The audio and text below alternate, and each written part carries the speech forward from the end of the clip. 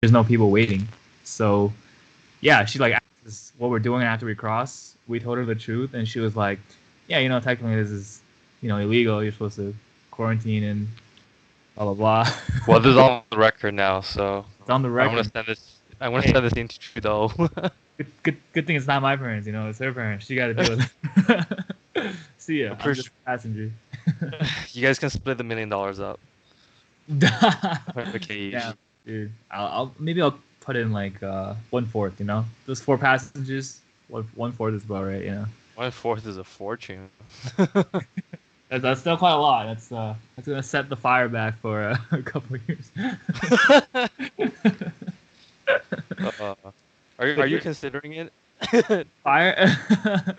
It's something that many people actually among my friends we talk about it like jokingly, but I think I know probably like only one person who's like kind of actually practicing it, and he'll actually like he's semi joking, but he'll actually kind of like calculate costs in terms of like the amount of time it'll set backfire. It's like joking, but at the same time, the numbers are so specific that I think it actually ran the calculations. Like it's Yo, like legit, man. it's legit. It's Yeah, actually pretty simple. It's just you multiply everything by 25, and that's the true cost, right. basically. Yeah, Yeah, yeah. crazy. Yeah. That guy is very like very what do you call it? I think he lives his life to maximize like his earnings for the sake of fire, right? Like some people maximize their earnings to be more materialistic or like try to consume more. But yeah, it's pretty interesting. Yeah, Yo, my man. yeah. What You does he guys, do? Is that's you guys will What have does a. he do? He's also a software engineer. He Okay. so he used to work at Facebook, and then he left for Google for more money, and then yeah, I think he does I think workshops on his own time with like college kids. Like I think he does like resume advice, interview prep, that kind of stuff. Um, yeah, he's very very He's motivated, like very hustling. productive. Does it Yeah, pay very much though to he's do also that? like 22 or 23 years old, so he's hustling hard. Oh, jeez. Does it hate pay that much?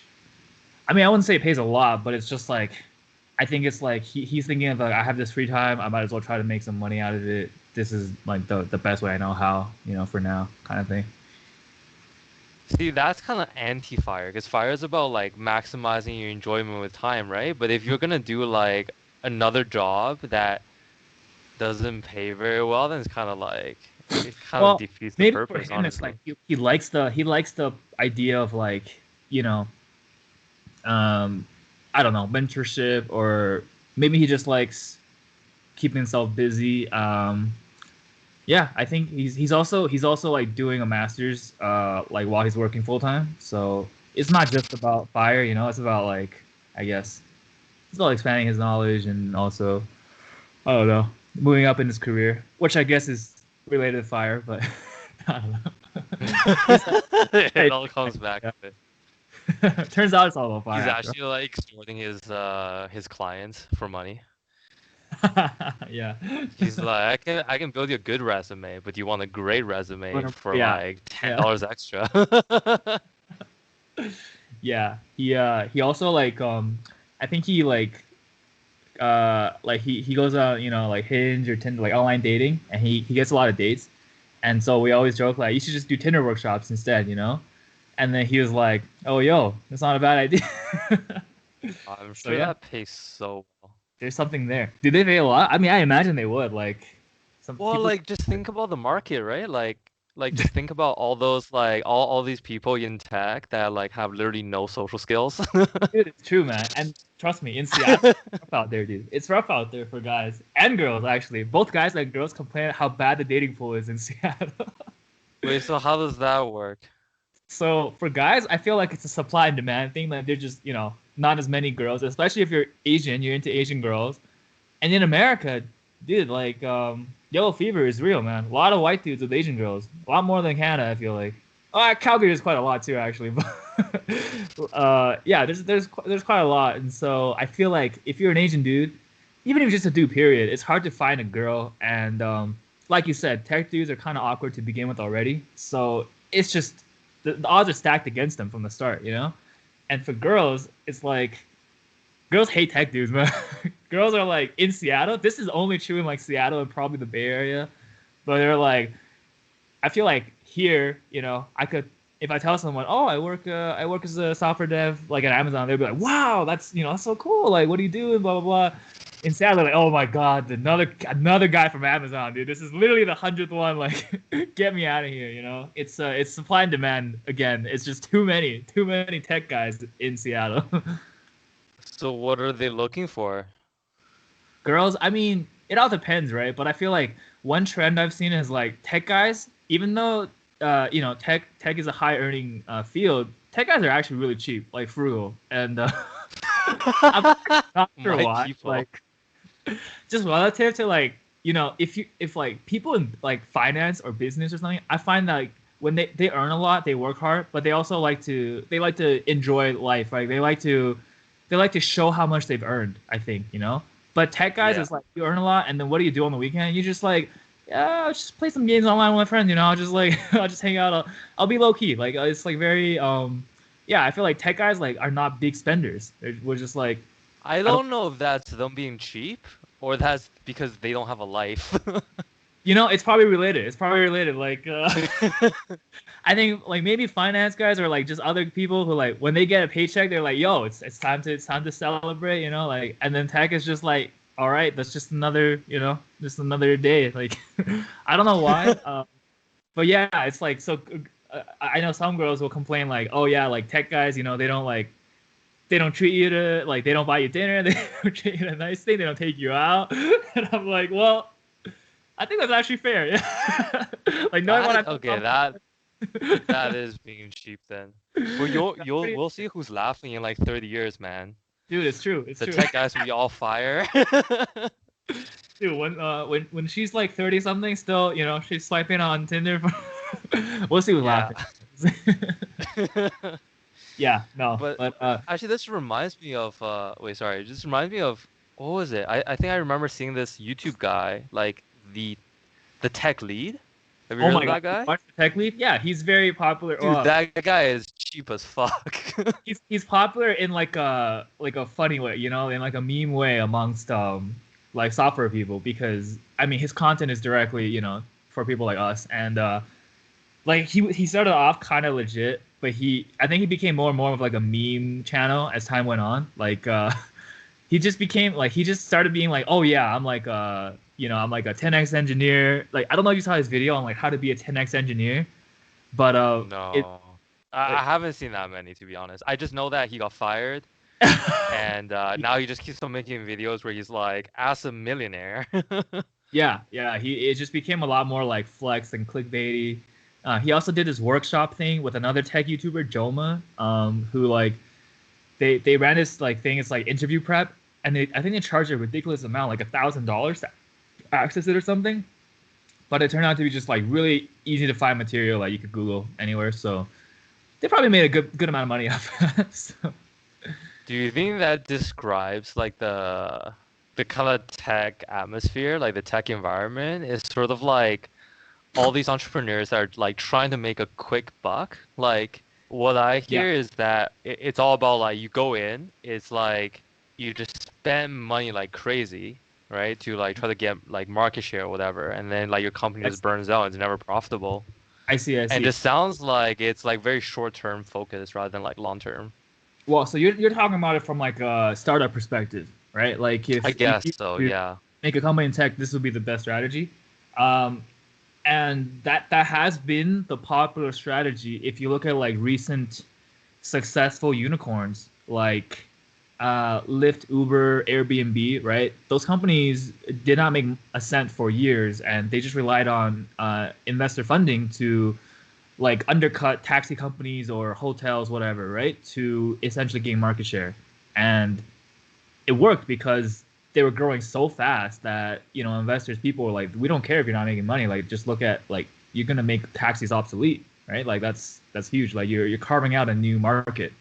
And so when that's happening, like when your company has the pull to do that, like yeah, it's fine to, disregard profit, just put as much money in, like try to increase market share. Like it worked for Facebook, it worked for Google to a degree. I don't know if that's how they really started, but like Facebook was like, no ads, right? That was their whole thing.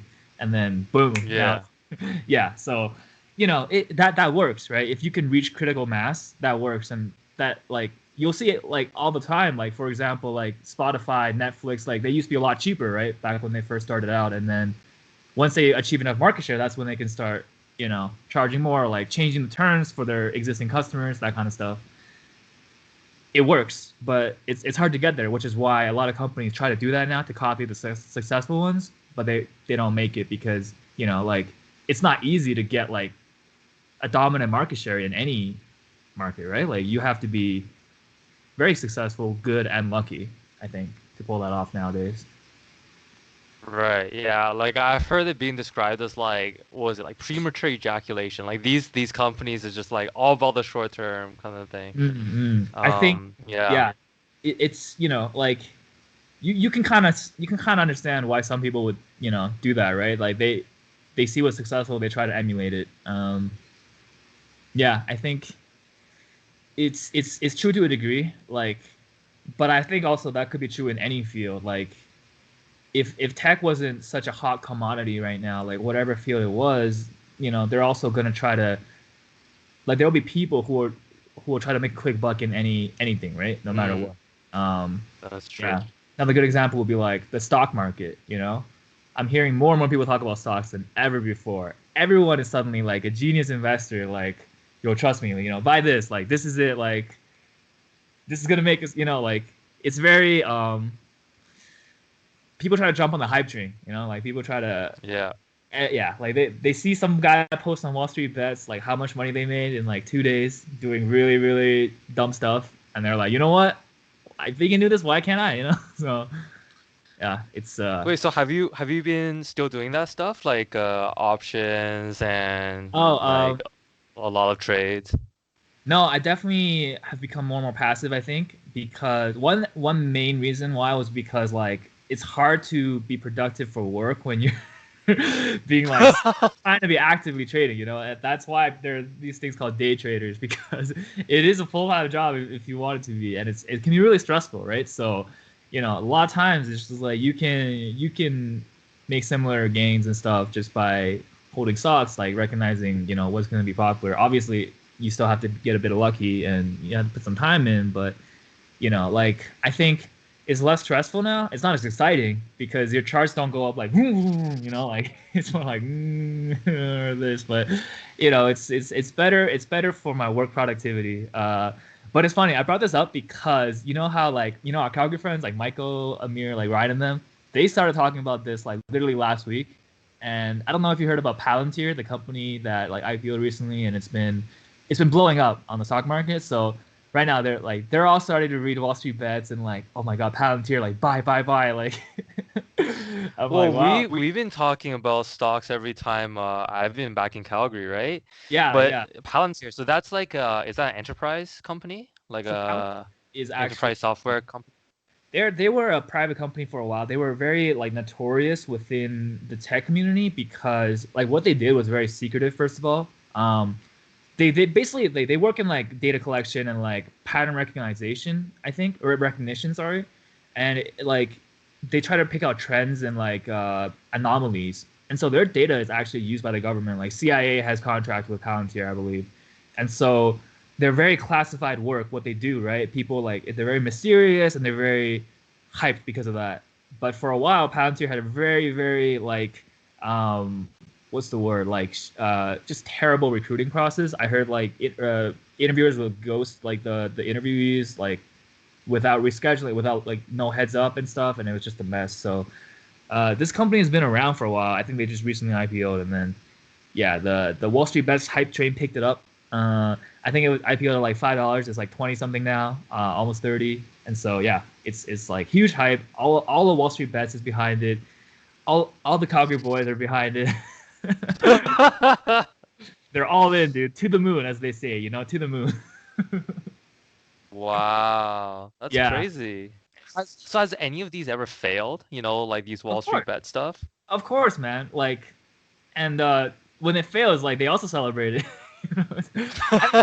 I think the overall Still tone win-win. of Wall Street Bets has shifted. Like I discovered the sub like maybe like 2 years ago, and I used to go on it way less, like sparingly. I don't go on it a lot anymore currently either, but like the general tone used to be like it used to be more celebrating like just dumb risky plays like on the stock market involving huge amounts of money, and like whether you made money or not, it wasn't really about that. It was just about like having the balls to do something dumb for the sake of like just being dumb. It was actually really funny. But I think because it became so mainstream and blew up, like now it's about like how do I make as much like money as fast as possible with the smallest starting amount. Because like all you see nowadays that make it the front page are like people are like, oh, I went from 1K to 100 something thousand. Here's how I did it. And if you look at how they did it, they just kept all inning on like one call or one put over and over again and ride the wave, right? Like, it doesn't take any like brain cells to do that. You just have to do it at the right time, like when the hype is there. And I don't know, I don't think investing used to be like this. I don't think like hype was such a big factor, but because of things like Wall Street Bets, like social media, because it's become more commonplace, because things like Robinhood has made it so much easier for everybody to invest, like with low commissions. I think just everyone is doing it now, and now you have this like FOMO effect happening where like people like us can actually affect the stock market because there's so many of us now. And maybe part of it is like algorithms too. Like I think quant traders, like their algorithms, they try to detect like shifts in like trading. They try to figure out like, oh, there's a huge buy wave of buy orders coming in for this stock.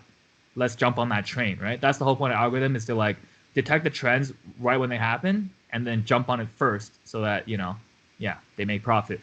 Uh, Maybe the algorithms are actually picking up this kind of activity because so many retards on Wall Street Bets are investing in like a random stock, and the algorithm will jump on it too, and it creates a big effect where like it shifts it. The momentum goes way higher than it otherwise would have been. Yeah, that's probably one aspect of it. There's probably a lot, but you know, that could So explain. where do you see this going? Should I be hopping on the hype train now? Am I too late? I mean, dude, I think it's always fine to go into stocks, but I know it conflicts with like some people's investing strategy in general. I feel like you should just be taking out a portion of your investment portfolio, like whatever you're comfortable with, like maybe 5%, 10%, and just play around with it. I think at the very least, like doing a little bit of active trading can help you like keep up to date on things, like current trends and stuff. It does force you to think about news in a different way, like global news, like vaccine news came out. First thing is like, oh my god, what does this mean for stocks? Turns out what it meant was tech stocks go down for like a few days because they were blowing up during the COVID. So somehow investor logic is, oh, no COVID now, okay, tech is over, everyone's gonna stop using computers. But that's what happened. The market, like all the retail stocks went up, like airlines, like Nordstrom and like these big shopping, whatever, like oil and gas. Like it I guess the market just tries to predict what will happen in the future based on like the latest news kind of thing. Um, like Joe Biden, Joe Biden beating Bernie Sanders one time in like one of the primaries way back tanked the stock market that day because people were like, oh, sorry, maybe it was the other way around. I think it's the other way around. I think Bernie Sanders did really well in one of the states, and then people were like, "Oh my God! Like if he wins, like it's over for big corporations." So stock market tanked for that one day, like 6 months ago, before he was even the nominee for the Democrats. So yeah, I don't know. Stock is wild. I just feel like it's so unpredictable. Like it I can agree. go either way.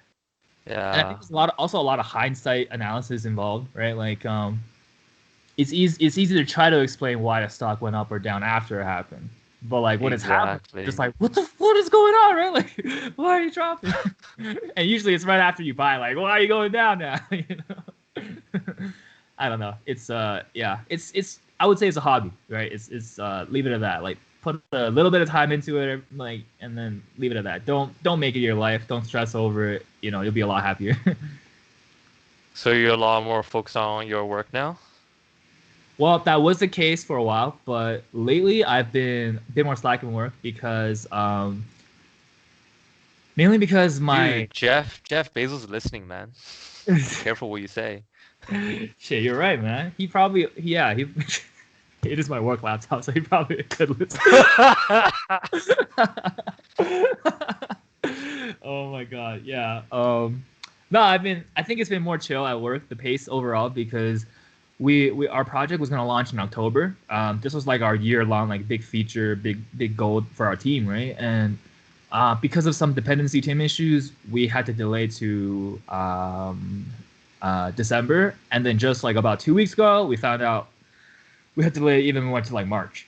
So suddenly our deadline like extended past the new year, and then our manager also went on paternity leave for November. So since that, like it's been, it's just I think people just started taking it more chill because it's like, oh shit, like we're not even launching anymore. All these things that were urgent are suddenly like, who cares? Like, not who cares, but like at this moment we're just like, okay, well let's push it back then. Yeah, it's yeah, so it was pretty busy because we were close to deadline, and we were basically being blocked for a while because we took a dependency on the team. Like our whole feature kind of relies on signal detection of like if a person is nearby a device. Sorry, spoilers. This is unreleased No, stuff. please. That's sweet. Let Basically, me use like hear about the future. there's like some technology. I don't forget the code name they have for it, but like it tries to detect if a person is near an Alexa device based on like Bluetooth beaconing like with their phone, based on ultrasound, I believe, based on a bunch of different signals, right? Like, and I think they're fine tuning it as after release as well. So who knows what else they'll use. They were basically not ready for the original launch date, right? October or something, and they also discovered like one of the ways they were doing the Bluetooth beaconing was like infringing on privacy. Like this is one thing that I don't really understand in Amazon is like we'll come up with like an idea and we'll spend like a long time working on it, fleshing it out, design, right, like iterative improvements, and then you actually implement it. And like near the end, when you've actually like put all this into code, you spent like a lot of time on this, then you do review with like security and privacy, legal, and then you might find out that it's just like, oh, you know what, we're not comfortable with this. Like you gotta scratch the whole thing. So I've always wondered why we don't do this in the beginning rather than like near the end when like it's like part of the launch checklist, But it should really be part of the start this project checklist, right? Like, can we even do this? But Amazon culture is just like if you have a cool, innovative idea, you just go for it, and then you try to figure it out later, like how to make it production ready. But they try to encourage you to like think big, right? Like be an innovator, be an inventor, be like yeah, just try to stand out. And I think a lot of people also do this because it kind of helps with your promotions. Like even if something doesn't launch, if you show that you're capable of designing like a project end to end by yourself, leading the way, it goes really big in your promo docs. So that could be one reason, like, which is fucked up, right? Like people are just like trying to do stuff just to get promoted without. You should be trying to make your product better, right? Whatever you're doing, but that's not often the case, I think. So who's making the decision to like, go in these directions? Like who has to have the first say to be like, hey, this is something we want to work on, and then I would say usually it starts with like the director level. So, and I know directors will have like meetings with vice presidents, senior vice presidents, like their chain of command above, and maybe sometimes it goes all the way to Jeff, right? Like, actually, when I joined the team last year, the thing that we were working on was a feature that came directly from Jeff. And so in that case, it was a flagship goal, which means it has like the highest priority, the most. It basically means you have the most leverage when you ask partner teams. Like if you go to a partner team and you're like, hey, we have a flagship goal of doing this, and we would like to onboard with you guys to make it work. Like we think your service is like we need it. They'll almost always have to help you. It's a flagship goal. It'll look great for them too. Flagship just means the most visibility essentially within the org, right? Like you complete a flagship goal, everyone's gonna give you kudos, and then there's like different levels of goals. So last year we were flagship, everyone was like bending over backwards to help us. This year we were just like a regular like director level goal, D team level goal, and then like it was a lot harder just getting partner teams to be like, oh yeah, we'll help you out with that, right? Instead it became more like, oh we're a little busy with our own goals, like we'll get back to you, or like, we're short, like we don't have the budget, we don't have the bandwidth to take this task on. If you could do something for us, um, lend us one of your engineers for a task, then we can help you with this. There's actually a lot of negotiation going on in like a tech company, like when you're working with different teams to like say you help us, we'll help you kind of thing. Everyone's trying to do have their own goals, have their own deadlines to meet. So, but the initial ask usually comes from higher up and it trickles down. Yeah, and so by the time it gets to the engineers, we just hear about like, okay, this is what we need to do. Let's figure it out.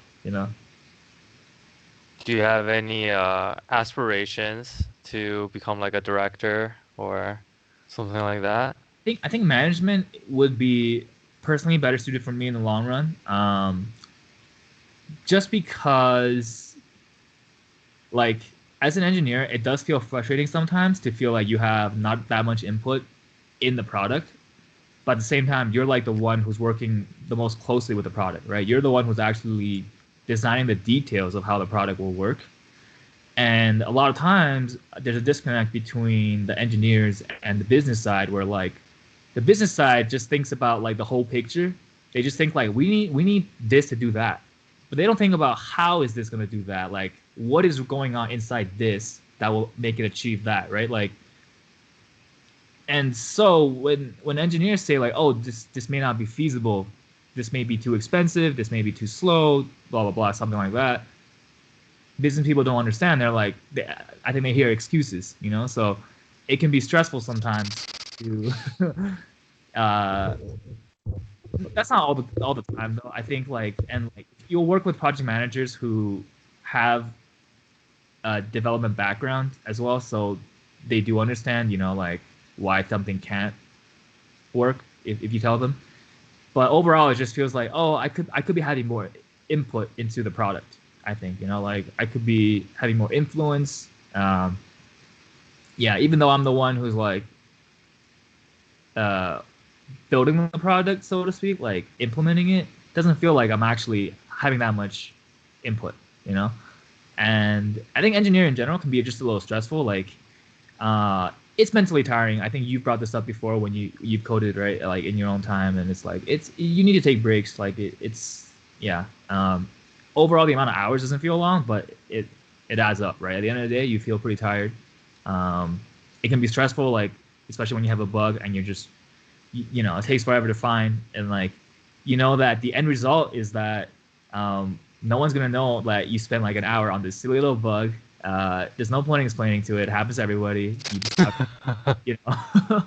it just looks like you didn't do a lot of work, but no, in fact, you were just stressing out, like trying to figure out this one thing, right? Like that's just natural part of coding. That'll come up, countless times. So. There's just like a special type of like frustration that you feel with bugs. Yeah, Because exactly. it's not like, when you got something that's not working in your life, right? Like a sink or something. You can like go and take a look, right? You can Yeah. go and turn some knobs, and twist some screws and whatever. With the code, sometimes you just have no idea where to start, right? And you're literally looking like for hours and hours on something that seems Yeah. invisible, and The it problem is just seems there's like you're making no progress.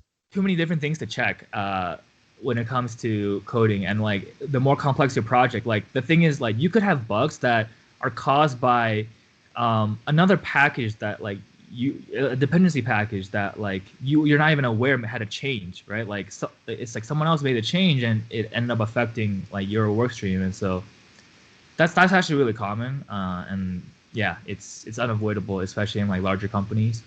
um so yeah, I think like coding is like not something I see myself doing like for a long term. Like right now it's good, it's fine, but I don't think it's something that I would enjoy enough to try to become like a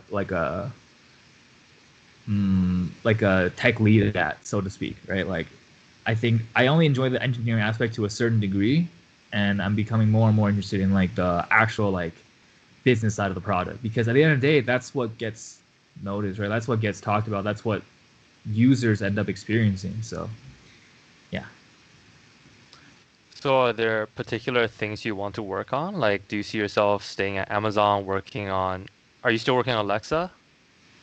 Yeah, I'm still working on. Yeah. Um, I don't have a specific like product or field that's like super compelling to me. I guess currently, I still think for me like when I look for a new job or team, it would be like it would still be more based on the company rather than the product.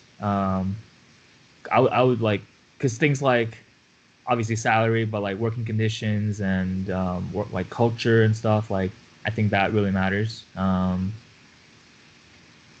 A lot more than the product. I feel like personally. So yeah, we'll see. Especially if you join like a big company like Facebook, Google, Amazon. They have so many different products that it's like less of a concern to join for a specific product. You know, chances are you're gonna be working on different things anyways. Okay. Is there anything that you want to see like being built? I mean, things that I think would be cool are like self-driving cars, automation. Like I think AI and automation is just one big thing that I'm interested in because I think it is the future. I think this is something we're talking about. Like it is the future in the sense that it makes complete sense to automate some fields. I think like low skill, low level. Medicine. Right. Like things that could be like think, especially things that no one wants to do. Like I don't know, like janitor. Like no one wants to be a janitor. No one wants to clean up garbage, right? Just let a machine do it. But at the same time, you have the argument of, we're gonna be laying off a lot of people, right? A lot of people will be jobless. So what do you think about that? What do I think about that? Well, Yeah. yeah, so in your ideal world, I think the way I see it is you would automate all the jobs that are just not fulfilling, like that are just not very humane. Mm-hmm. I don't think janitorial jobs are necessarily like that. I've actually When met you a say lot of people and fulfilling, heard like, from a lot of, sorry? sorry, actually, yeah, you finished that thought. I'll get back to it. Yeah, I was going to say, those kind of jobs, it's kind of like you're working physically, you can kind of directly see changing things. Like if you're a janitor, right? You're cleaning something. It's like immediately obvious to you that you've done something. I get it. You get Yeah. immediate feedback, which I think psychologically is actually not too bad. I think Right. maybe psychologically it could be denigrating if you do see it that way. Mm-hmm. And I think on the other hand is like exposure to chemicals and dirt and stuff may not be good for you health wise, right? Yeah. Um, but sorry, yeah, just going on to the larger point, I think, yeah, there are definitely jobs that I don't think are things that humans naturally would enjoy. Mm-hmm. And so we should be aiming to sort of automate those things away, right? Have them in the background, right? And try to, I guess, use AI in such a way that we allow people to do meaningful work and Yeah. work that is fulfilling, right? So Mm-hmm. in medicine specifically, like there's just so much like grunt work and like Mm-hmm. nowadays there's like tons of like electronic medical record stuff. Like you're basically like a clerk, a very highly paid clerk, and um, yeah, and like filling out paperwork for insurance companies and things like that. Um, and even honestly, to be honest, I think it is just not very ergonomic. I don't know if I'm using that word correctly, but like psychologically ergonomic for Wow. people to be That's seeing patients, like 30 patients a day. Like I just don't think anyone has the bandwidth for that, right? Naturally.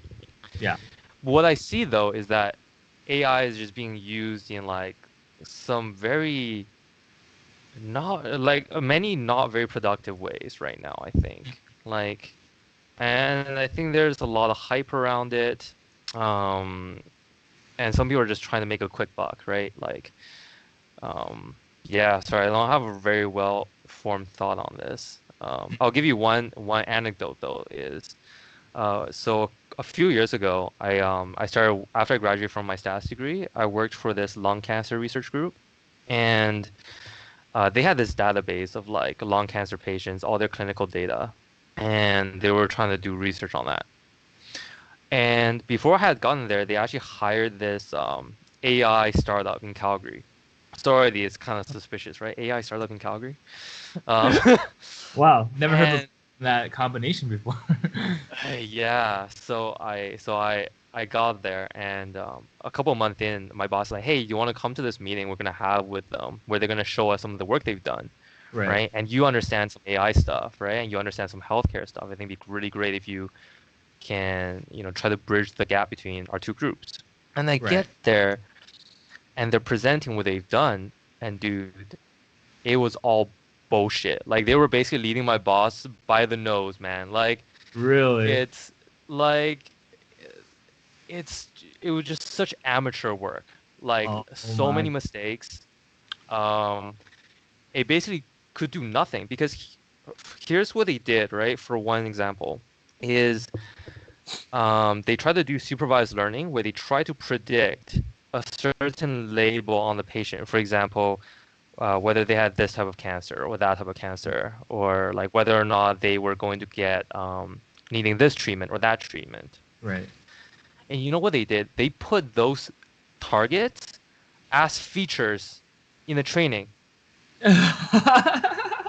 So what do you think is gonna happen, There's right? Like you honestly, just weigh those features at 100%, and you've got your result. And they're like, "Yo, guys, look at how accurate this thing is." dude, I'm that's like, like, "Oh my God, man, this is fucking bullshit." Like, dude, I would anyway, love. so what happened was that company basically disappeared. So after I told my boss, right, and Yeah. he kind of stayed with them for a little bit, like, because I That think, company is probably like um, bunch of students who like took a AI course in school and they're like, you know what, guys, we have some money. Let's let's make a company, dude. Like we're let's go. not even that. Their boss was like a business guy. Okay. And their company, like a month later, just completely disappeared. Like their website God. disappeared, emails are bouncing, like right as my boss like basically cut off that contract. So it may have been one of the only contracts they had, and it was Dude, for like tens of thousands of dollars. they were relying on you guys for their next month rent, man, and I know, fuck. dude, you And you killed that company. and my boss wasn't even paying me that much, man. Don't you think there's like this thing like when you hire third party help, you tend to think it's like, oh, these guys are experts, like we're consulting outside like specialized source, and you tend to respect their opinion more, and you tend to like maybe even pay them more relative to your own internal services. But it's like you actually have no idea what the fuck they're talking, like if they know what they're talking about, right? And I have a specific example from this. Like, I don't know if you met my friend Vincent. We might have all briefly met up in New York together, but I think you might have actually left early. So, but he used to be a consultant. He's in Seattle now at Amazon. But when he was a consultant, he was at EY, so they would go to different companies. And he told me that he quickly realized like consultants have really like 90% of the time they just bullshit things. Like they actually don't really know. And they'll get questions that are super specialized, right? Like if they're consulting for like, something related to AI, like he's not an AI expert by any means, but the people at the company would treat him as if he was, right? So that would be the case if they go anywhere. So naturally they're not gonna know everything and just end up BSing a ton of it. It's Yo, he I told me that believe it. things are definitely it's a scam. He's like, we're so overpaid. It's like, You know, just a couple of days ago, I started reading this book called Grit. I don't know if you've heard of it, but anyways, the author, sounds she's familiar, a but psychologist now, yeah. but she said she used to work for McKinsey as a Okay. consultant, Yeah. and she basically said that she said that they had basically no idea what was going on. Like Yeah. Yeah. their strategy is hire super smart people to go in and try to solve problems for a company where they can't solve it themselves, right? Yeah. Yes. Yeah. But the problem is these people have no specific skills in that area. They Yes. don't understand all the nuances in that area. So they're just going into bullshit, like you said, Exactly. right? Like they're going in. And I don't think you can fully replace that knowledge of the field with No. just raw IQ, right? Yeah. You Yeah. need some experience. I agree with that. Yeah, for sure. Like, I think consultants, what they try to do is convert every scenario into like something they know, right? In which case is like numbers, financial. Like, does this make sense financially, right? But I think you lose a lot of the context of like that specific company's problems, right? Like, I feel like okay. So he told me that sorry, this is actually a different friend who's in consulting, but her job is to go to different companies and basically like downsize, like figure out what is inefficiencies in like manpower and reduce it in that area. So her job is to fire people essentially, right? And it's like it's if you think about it, it's kind of fucked up. Like your job could be on the line based on someone who doesn't even work at the company, who just comes in and just like you're just a number, right? Like you're not even a number. You're part of an aggregate. You're a statistic, right? Like, and it's like it could be nothing personal. It'd just be like they found that this department had too many headcount, and like you were just randomly chosen. Like it could be simple as that, right? Like, it's pretty brutal. And like what do they know about you? They know nothing. They literally know nothing about you. And they came in. They got paid more than you to fire your ass. Like, life, man. Yeah, that's so interesting. Like when I think about consulting, I always think about that in like information asymmetry, right? I think we talked about this before when I talked about fire of like information asymmetry. I think my friend Vincent brought that up, like, the specific term up. Yeah, he was like, it's all about like information asymmetry. yeah, it's about scamming people. But when you think about, for example, like auto repair workshop, like car workshops, right? Yeah. Like they're charging your ass because you don't know shit, right? Don't know exactly. Yeah. Yeah, similarly, you go to a financial advisor, right? They could be just selling you shitty stuff, right? Like, like if you think back to the financial if you go to a financial advisor crisis, right? They might be a Wall Street bet reader for all you know. They're just giving you like the latest, like, yo, buy Palantir, buy Tesla. Like, Yeah, I have sources. Sources tell me that this is a good buy. Yeah.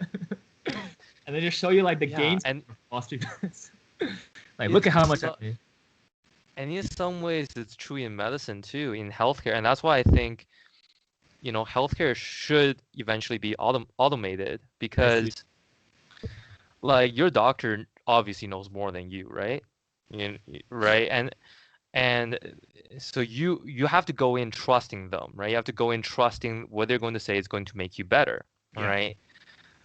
But what if, they're not for other reasons, for like other incentives, right? Like, oh, they don't really want to spend the time to counsel you on something that's conservative management on, like, for example, doing physiotherapy for pain, right? And they suggest a drug or they suggest surgery, right? Right. That's not very good, but that will happen, right? Humans are human. If you force doctors to see patients in 5 minutes, that's probably what will happen, right? It's a hard conversation to have, right? To get them to try physiotherapy, to try psychotherapy, and all that stuff. Mm-hmm. Eventually, I think you want to take the human element out of a lot of these things, right? Maybe that's why robo advisors for like financial advising is becoming so big, right? Mm-hmm. Mm-hmm. I see. I didn't think about. I think that doctor part is somewhat unique though, coming from the doctor side, because I'll be honest, I feel like financial advisors don't feel any remorse if they're like bullshitting to their clients. Not feeling remorse because you're dealing with human lives, But I think people who get into like finance, they're like, dude, I don't care about your money, It's all about it's about my money, right? So, maybe there are people who generally do care, like they want their clients to, like make money, but I get the feeling that they will care less than like a doctor handling people's lives. I don't know. Yeah, I mean, I hope so. I certainly hope so. Yeah. Yeah, I won't name any names, but I've seen some shady stuff in medicine too. Oh, okay, all right. I mean, like, not shady. Okay, let's not say shady. Maybe just suboptimal. Like, where there was a choice presented. Residency, and then we'll have a tell-all from Tony Fu, the insider. Oh my God. I know you told me you got to keep lay low until you land a residency. You can't talk shit yet, right? Don't worry, I'm keeping track. Yeah, dude, it's kind of sad. I think medicine has a bit of a culture where it's very hierarchical and like keeping your nose down. Yeah. Do you think like? But yeah. Do you think medicine is like in need of an overhaul, like the system? I mean, which system, right? We have like different systems across, even in North America, right? The U.S. system is very different from the Canadian system. Well, let's start with the Canadian system. Like, so here's the context. Like, I've been living in the U.S. and there's more and more support for like universal healthcare, right? Like when Obama implemented it, it was still like pretty split, right? Like there's a lot of Republicans who thought this, like, oh my God, we're becoming socialist or communist or whatever. I feel like the trend nowadays is like people are starting to realize, oh, we pay way too much for healthcare in the U.S., which is true. I don't know how they didn't realize that before. Like Americans are kind of dumb, really, but they somehow they are convinced that it's a good idea to, if you don't have insurance, pay like $10,000 for like a sprain. You know, like it's ridiculous. It's actually ridiculous. Is that how much you have to pay? I don't have specific numbers for you because I Would do you have. say a sprain? You know, sprains don't really get treated, right? Like, That's the point. Like you don't need to do surgery or anything. it's like it's kind of eye opening. Like I didn't like I went to the doctor for like just a physical checkup once, and I got billed like $200. I thought it was covered by my insurance. Whatever I did was not, apparently. But yeah, it's ridiculous. Like the kind of like my friend had to almost pay like $2,000 for one wisdom teeth removal. So he went back to Canada. He paid like 1,500 Canadian for like 3 instead. And so like, yeah, it's ridiculous. I did also listen to this one podcast recently. I don't know if you know Planet Money, like the NPR podcast. They had an episode. Dude, did I not tell you about that one? Dude, I've been listening to that for like 5 years, 6 You know, years. I figured man. you would know this one because it's a really good one. It's super informative, pretty interesting. I think one of my other friends told me about it, but you probably also mentioned it too. But yeah, I don't know if you saw the episode recently where it was like some dude in the American healthcare system. I think he worked for like one of the insurance companies, and then he became a spokesman for like some. Basically, he led a campaign against universal healthcare, and his strategy was to like get anecdotes from Canadians, right, who have experienced Canadian healthcare, to give examples of how shitty Canadian healthcare is. So they found this person who like used to be Canadian, and she's in the States. She's in like she's in California, and she also works for one of the healthcare companies, or sorry, one of the insurance companies. And she basically gave like really apparently heartfelt, sentimental testimonies about how like the Canadian healthcare system, like you had to wait like a year to get treated to see anybody. And like she said that her mom like died because like she couldn't receive treatment or in time or whatever, and it was all like it worked. Like Americans bought that, and that's why like you hear even to this day sometimes Americans are like, oh, like you're Canadian, like you know don't you have to wait like a week to like go to the emergency room or whatever, and then you know it was propaganda to convince them that you know universal healthcare it doesn't work, it's a flawed system. And then the guy who led that campaign years ago, basically like I think it was this year, sometime a few months ago, he came out and said, actually we lied. Like that was like the biggest lie I told the American public for years, and you know like the Canadian healthcare system's perfectly fine. Like we had too much money riding on this, basically. So yeah, that's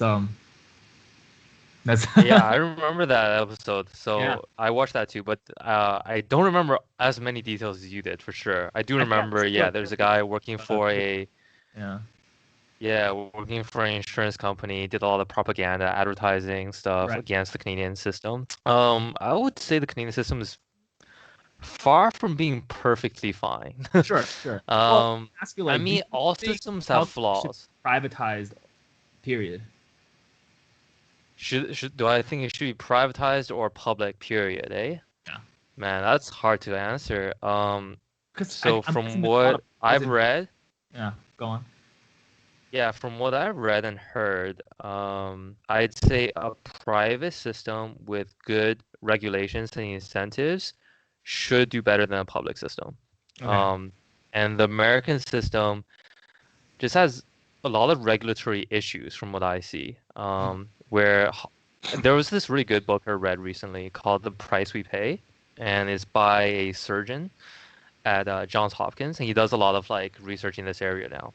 Mm-hmm. And there are all these secret deals. Like for example, he said that one of these big hospitals, they had 3,000 different contracts with 3,000 different insurance companies. So they had 3,000 different prices for the same procedure. Holy Right. crap. And Okay. that's because all those things are negotiated behind closed doors and they do not have to be disclosed. I see. Right. Okay. So a simple fix would be start disclosing all this bullshit, right? And they have a lot of different things. I think things called like pharmacy management groups and things. It's just all about the sort of middleman game, right, between the insurance company and the Yes. providers, right?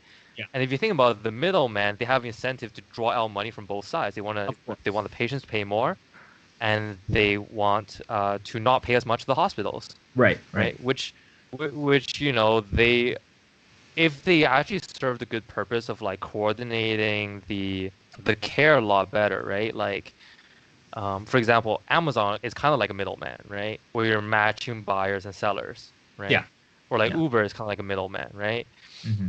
If that's done well, it could provide value, but it's Yeah. just the way it's done right now doesn't provide value. The problem in a public system is there are sort of these different priorities. So in Canada, we want healthcare to be universal. We want everyone to have access to it. Yeah. We want it to be affordable, right? And is there another one? Let me think. And high quality, right? Hmm.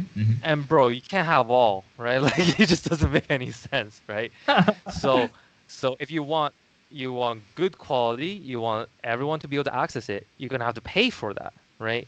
The Hmm. problem in a public system, and this is what I heard from this guy who wrote this book, bashing the American system, right? Bashing these insurance companies. He even said that he doesn't think a public system is the way to go, though. He doesn't think a single payer is the way to go, Yeah. because he said that in every country where that's been done, the government have not resisted the temptation to cut healthcare spending because it becomes a huge part of their budget. I see. Yeah. And So they I don't don't like. know if you're Yeah. It's just a sunk cost for them, right? I mean, not sunk cost, but it's like it's a lot of money every year continuously to support. And yeah, it's a lot of money. And if people want lower taxes, then they want to cut healthcare. I don't know if you followed Alberta politics at all recently. they cut healthcare, right? In fact, and didn't they put money into oil and gas as well? Yeah, so I mean, like the UCP government, right, the United Conservative Party, Hmm. um, they're very pro oil and gas. They're very pro like corporations, business, right? Hmm. And they came in, they were like, there's a spending problem because it's true, Alberta is running out of money, right? Like our oil and gas sector is just dying, right? Yeah. And I think oil and gas sector is dying everywhere, and Yeah. we're no exception. And we have a lot of high spending, and we do not have a provincial sales tax. Hmm. So if you want to balance the budget, which is what they want to do, then you have to cut your budget.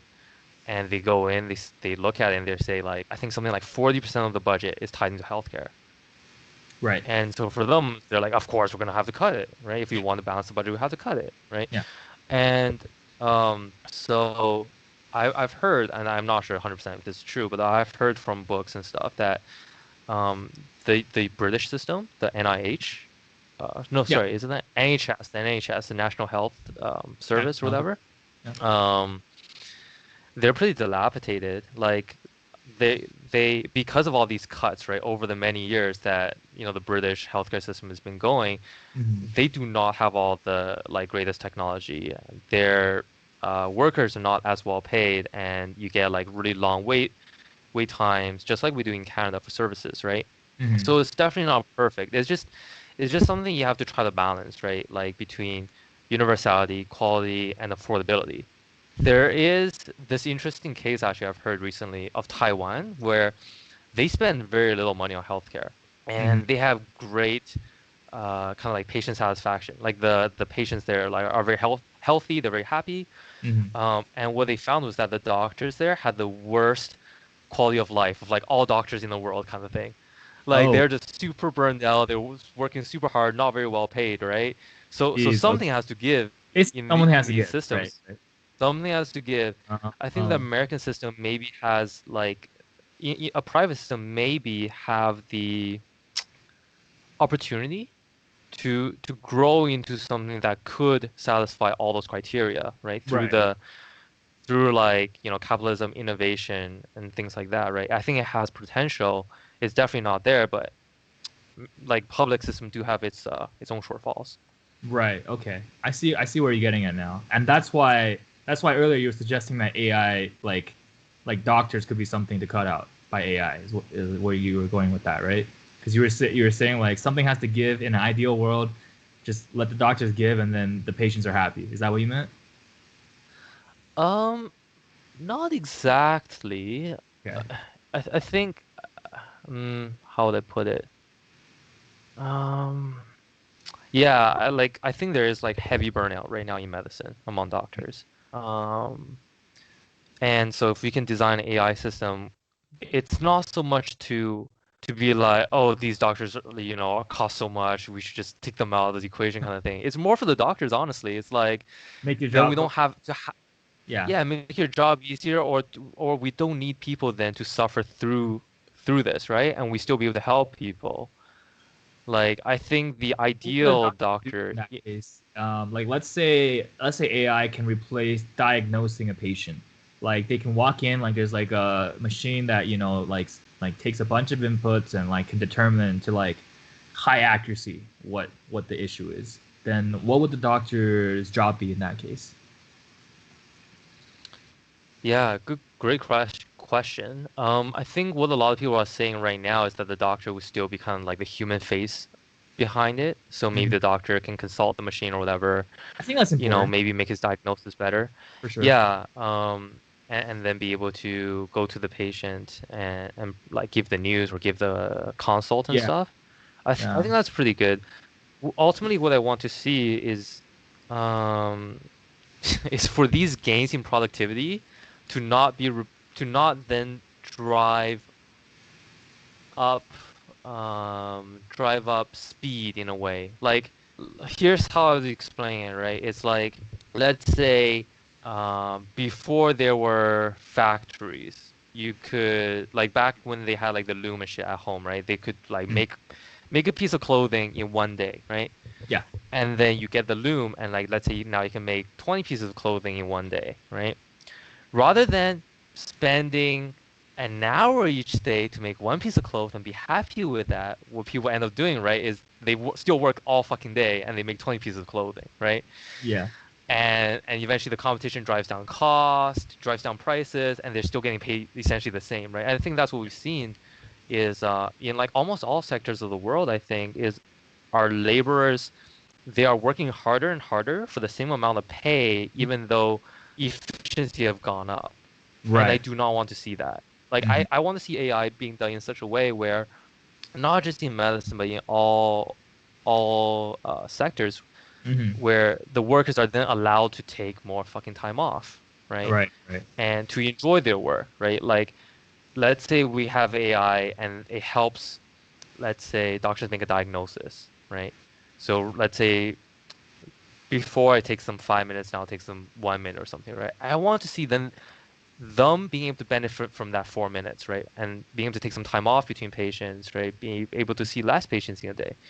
Because I think you are driving like the burnout through seeing so many patients a day. And let's say you increase efficiency, now they see even more patients a day. Like it just doesn't make any sense to me.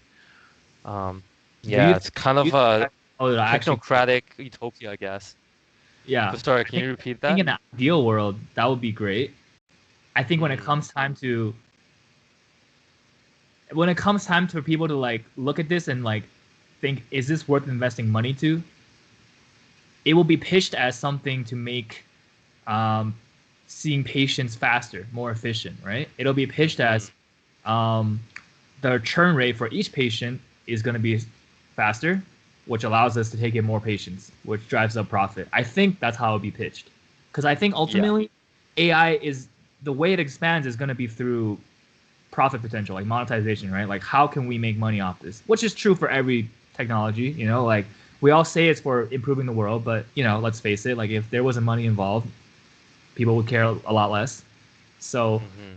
yeah, not just in medicine, but I think unfortunately I could see like AI developing in ways focusing on like downsizing manpower, right? Like or um, improving rate of I don't know the business term for it, but like like just increasing the rate of the volume of like basically improving efficiency, like you said, but people end up either getting paid the same. I could see them getting paid less, to be honest, because machines could be taking away some of the duties on the work, and then their bosses would be like, well, you have less responsibilities now. We got to pay you accordingly, stuff like that. So Yeah, it's hard. absolutely. It's hard to tell how to play out, I think. Yeah, it's yeah, it's very interesting. It all kind of comes back to this concept, I think, right? I'm probably gonna sound like Karl Marx now, like of like was it like people owning the means of production, right? Means, Owning means of production. the means of AI, like because it's those things where you can get the increase in productivity, right? And the increase in efficiency and where the gains are made, and the workers are therefore forced to work more, right? Or they get paid less.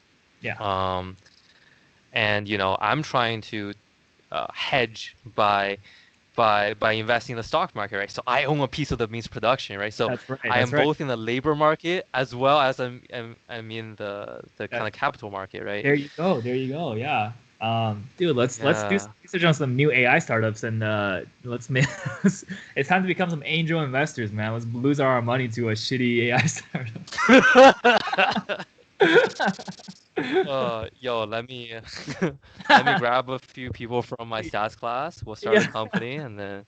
Do you still have the business card of But that company that disappeared on you guys? It's a fuck, what are they even called? I don't remember. I want to bash them so hard. I think they're called bankrupt now, is what they're called. Oh man. Yeah, like it's really interesting what you brought up. Like, and I think this kind of goes back to that point we were talking about with that kind of short-term business model that we see in tech, right, for a while now, Yeah. Yeah. which is like monetization, right? The difficulty of monetizing something that truly makes life better Mm. versus, people wanting to invest in something that will turn a profit, right? Mm. I actually listened to this podcast where there were these two docs, including that guy I just talked about who wrote The Price We Pay, and they Okay. interviewed this the Stanford medical student who's been in medical school for 10 years because he kept on deferring finishing school to Okay. run his startups in Wow. Okay. healthcare. And they talk about how it is very difficult to market to hospitals or to venture capitalists about my product will improve healthcare quality, right? But he Mm. found that it's much easier if you can convince the people that your product will increase productivity. Oh. Okay. And that's really quite sad, right? Where there are these quality items that can really improve like patient's experience, improve health outcomes, but it doesn't make the company's money, right? It doesn't make whoever will invest in this money. Right.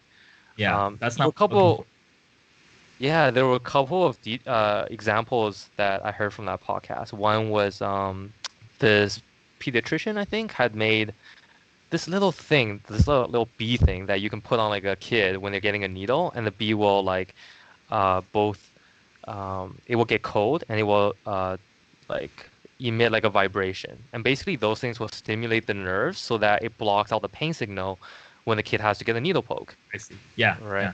Cool. Yeah. And she said when she was pitching this to companies, right, to investors, they were like, "Oh, we need to make this thing disposable so that there's more churn on the product so that they have to buy the product every time.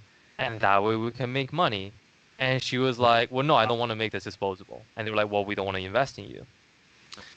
Yeah. Another thing was this one guy, he was talking about his company that he had a pretty sad story where his uncle got diagnosed with lung cancer. And he got diagnosed at a really late stage. And what they found out was that he had 5 CT scans in the years previous, and they all missed the tumor. Wow. Okay. And That he happened. was like, "Well, this can't be." Well, they were actually talking about how radiologists in the U.S. their compensation per image that they read have gone down by something like 30 something percent. So to make up for it, they've just been working more harder. They've been seeing images faster. Churn. And Okay. so now they're not paying attention to all the details Yeah. and they're missing things. And he said that the only reason his company was successful, so he designed this AI that can look for discordance. They can look for inconsistencies in people's reports to try to catch those cancers that may have been missed, basically. I see. He said Okay. the only reason this company was successful was because he could pitch to the hospitals as, we're going to find more cancer, and this will allow you to treat more cancer, and this will make you more money, right? That was the only way to pitch it, right? If it didn't find more cancer, if it was something where it's like, oh, we can now have less false positives, right? So now we're finding less cancer, right?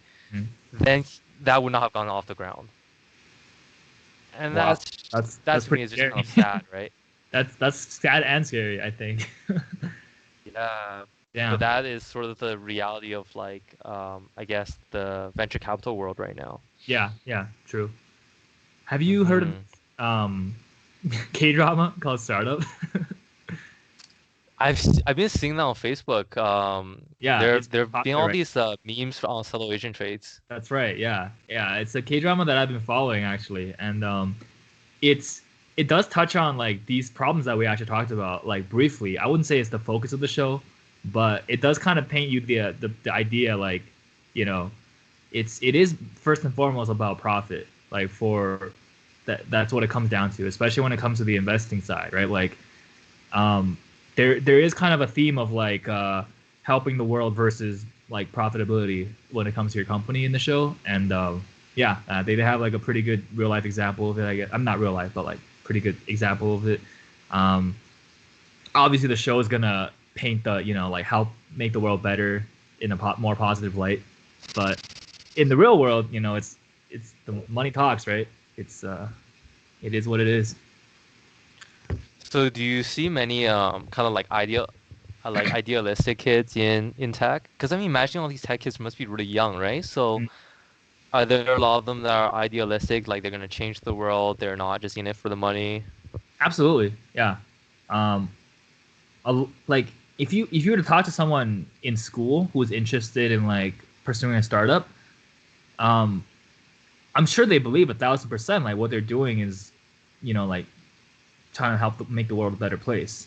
But I think it's also something that you get more jaded as you go along this journey, right? Like, just imagine if they do go down that path and they're gonna run into like investor meetings where they're gonna run into the problems that you just described from that podcast, right? Like, the investors are not gonna care first and foremost about making the lives of people better necessarily. It's like how can we profit off this? Like, oh, it's great. That's very neat that you're improving people's lives, but what are we getting out of it? Mm-hmm. Do you do you think sometimes they have an idea of where they're like, oh, I'm going to change the world for the better, but Mm-hmm. their idea just won't do that? Like it's another social like media app. It's Okay. another like, do you know what I mean? Like I can imagine Mark Zuckerberg being like, oh yeah, I'm gonna change the world by connecting everyone. Mm-hmm. And then, what the reality is that like you just get this honestly, you just get people addicted to your app, you get like you run like a bunch of ads and Yeah, that's what your company ends up becoming about. yeah, yeah. Um, I'm gonna be honest. I'm not like I don't know a lot of people who are. Um, I think like the people who have the startup entrepreneur mindset, they're actually not super common in software. Like a lot of people do just end up trying to go into like a big stable company and just like work their way up as like through the system, so to speak. Um, the kind of like people who are startup enthusiasts, they do definitely have a different mindset. I think they're like, first of all, I would say they are more passionate about coding in general. I would say like they probably will like spend more time on it outside of work or school, and yeah, I'm trying to think of like specific, ideas I've heard or like seen, and I'll be honest. I think a lot of them actually don't think like they're not trying to make the world a better place. They're trying to think of an idea that would actually like be popular, like like people would use essentially. Like they're trying to, like be successful. I would say that's their mindset. I don't think they're trying to be like, I'm gonna change the world for the better right now. Actually, I think when they're starting off, they're trying to find something that like will be practical. That like they'll try to think of a viable idea, regardless of what it is. I think. Mm-hmm. Um, this reminds me of this one guy. I forgot his name. Like it's a brown dude with a really difficult name. Starts with a C. You might be more a little Fuck, specific. man. Yo, oh wait, actually I know, cause I think he has this company called the Social Capital. Okay. Let's see. Uh, what's the guy's name? I think it's like Shamat or something. Let's see. Oh wait, no, this is not right. Social Capital Company founder? Oh yeah, Shamat Palehapitia. It's a difficult name. But Uh-huh. this just reminds me of like this one talk I heard him give, right, on YouTube, Oh, where this he is that talks about, to work on Facebook, right? yeah, he used to work at Facebook. I think he used to be like Yeah. one of the senior executives. Right, right. Yeah, he was talking about how like I think I remember that interview. all yeah, all these like venture capitalists and stuff, like they're not funding the things that will actually make a difference because those things are difficult and they will take time. Oh, And he okay. said that he's trying with his like new fund, like the social capital fund. And he said they funded some like diabetes tech thing that, he said was extremely difficult to work on, right? Probably extremely difficult to monetize as well. Yeah. But it takes effort, but eventually it has more of a payoff, whereas all these other, I guess, social media companies, they kind of just come and go, right? Like I'm thinking like maybe not come and go, but I think they don't really leave as big of a mark in the end, Yeah. right? They're all competing for the same spot in a way. Mm-hmm. Absolutely. Yeah, I mean, let's face it, no one starts a social media company to try to change the world for the better, right? They're trying to Isn't that what Mark Zuckerberg says he did? I Are you mean, telling me obviously, he's a like, liar? like let's face it, like now if you try to start one, like, you're just trying to, become the next Facebook, right? You're I don't know. It's yeah. This guy I do have a lot of respect for. He was the guy who said like we should just let corporations fail, right, if they're mismanaged. He also said like he told his kids to delete Facebook, I think, which is pretty funny because he used to be a senior exec. Yeah, I'm reading this guy right now. He went to Waterloo, pretty impressive. 3 World Series of Poker and 2 World Poker Tour cash outs, so he's lived a pretty good Wait, life. really? Yeah, he's made $175,000 just from poker, dude. That's pretty legit. That is legit. That's pretty legit. He's had a pretty good life. He was a venture capitalist for a while before I think he made his own. He founded his company, Social Capital, and he's a minority stakeholder for the Golden State Warriors. So, yeah, that's that Silicon Valley tech bro life right there. Cool guy. Yeah. Is that where you see your future? Silicon Valley tech bro? Honestly, I really hate that place. I don't think I'll ever live there. uh, Yeah. like I say, yeah, I don't think I'm as enthusiastic about tech in general as the people there. Like they, people who do like in that area, they do have that startup culture, startup mindset, which makes sense. That's what you're surrounded by. So, um, I think in Seattle you'll find a bit less of that. It's Seattle is like where all the big companies are, right? Like people will come here to just work for a tech company, and you'll rarely see people be like, man, like I have this idea, like I want to just like create my own company here. But I'm sure in Silicon Valley, like almost everyone out you meet might be thinking that. Um, but yeah, that's So one maybe where do you see yourself then in like 10 years? 10 years. Director at Amazon? You know, And then in 30 years, Jeff Bezos? Jack Bezos. Yeah, I mean, Jeff Bezos. my actual goal is to just get Yeah. adopted by Jeff Bezos, so that's And yeah. then kill him, right? For the inheritance. No, man, he'll have an accident. Okay, it's a Accident, skiing yes. accident. No, he probably would not go skiing. He's probably too cheap to do anything but just look at his net worth all day. No, I'm just kidding. He's actually a very ambitious dude. I think he's an example of someone who actually does think more long term when he makes like his business decisions. Um, but also like I think Amazon is just too big to fail at this point. So it's hard to say like how much credit belongs to him now versus like props for coming up with AWS, but it's almost too easy now for him to make money. I think like last week we had an outage for AWS. It was really big. It was a huge one, and it affected like a lot of internal teams, including our team. So our on call was really busy. And then there was an article on The Verge, and you could, like, it was like a compilation of all the different services that went down because AWS was down for like this 30 minutes to an hour, and it was like Roku. It was these companies that like people use, like Dropbox, I think was down for a little bit, like DoorDash, and it's like you just start realizing Amazon actually owns like half the internet. So how are they gonna fail? You know, like for example, Amazon has Prime Video, right, which competes with Netflix directly, so to speak.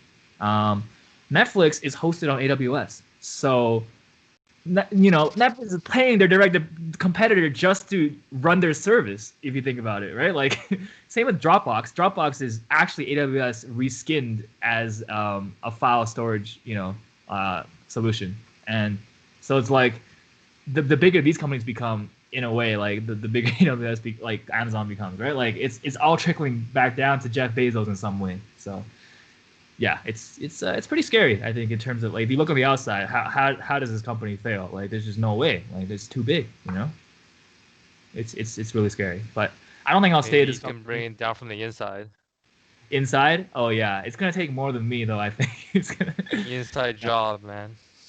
Yeah, I mean, I'll break up the company. Let me take out AWS. You guys can take the rest, and yeah, it's funny. There's always these like kind of bantering jokes because like Alexa as an organization does not make money. Like we are not profitable, which makes sense if you think about it. Because like, Wait, so sorry, step back. mhm. So is Alexa not just a product, but its own company within Amazon? No, it's an org within Amazon, which it's just a way to separate the division of the company. It's just that the org is Oh, so big that any org within Amazon will be as big as like a, I don't know, like a mid-sized company, so to speak, or smaller, right? Like Alexa will have, I don't know how many people, but like over 1,000 easily, right? And like probably more when you consider like there's teams in LA, there's teams in India, there's like there's the device component, the physical device component. There's all the actual services we offer, like music, news, weather, blah blah blah. Those are each individual teams. There's ASR, NLU, right? Like all the speech stuff. That's this, like the science team, like improving recognition rate, reducing FRR, FAR, right? Like stuff like that. Like so many components for this, one, yeah, like component of Amazon. And like we're a subsidiary of the devices org, which includes Alexa and like Fire TV. I don't even know what other Amazon devices there are, but yeah, like stuff like that. And then devices is part of the actual main Amazon. And then beside devices, you have retail, obviously, AWS, whatever the fuck else we do, Prime Video, I don't know, like yeah, yeah. So it's so it's so huge. going back to that question, Yeah. What do I say like myself? where do you see yourself, yeah, in 10 years? Probably not at Amazon, I'll be honest. I think uh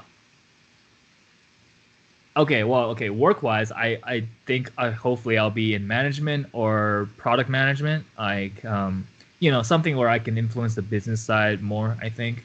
Um I don't know what company though, to be honest, but probably not Amazon.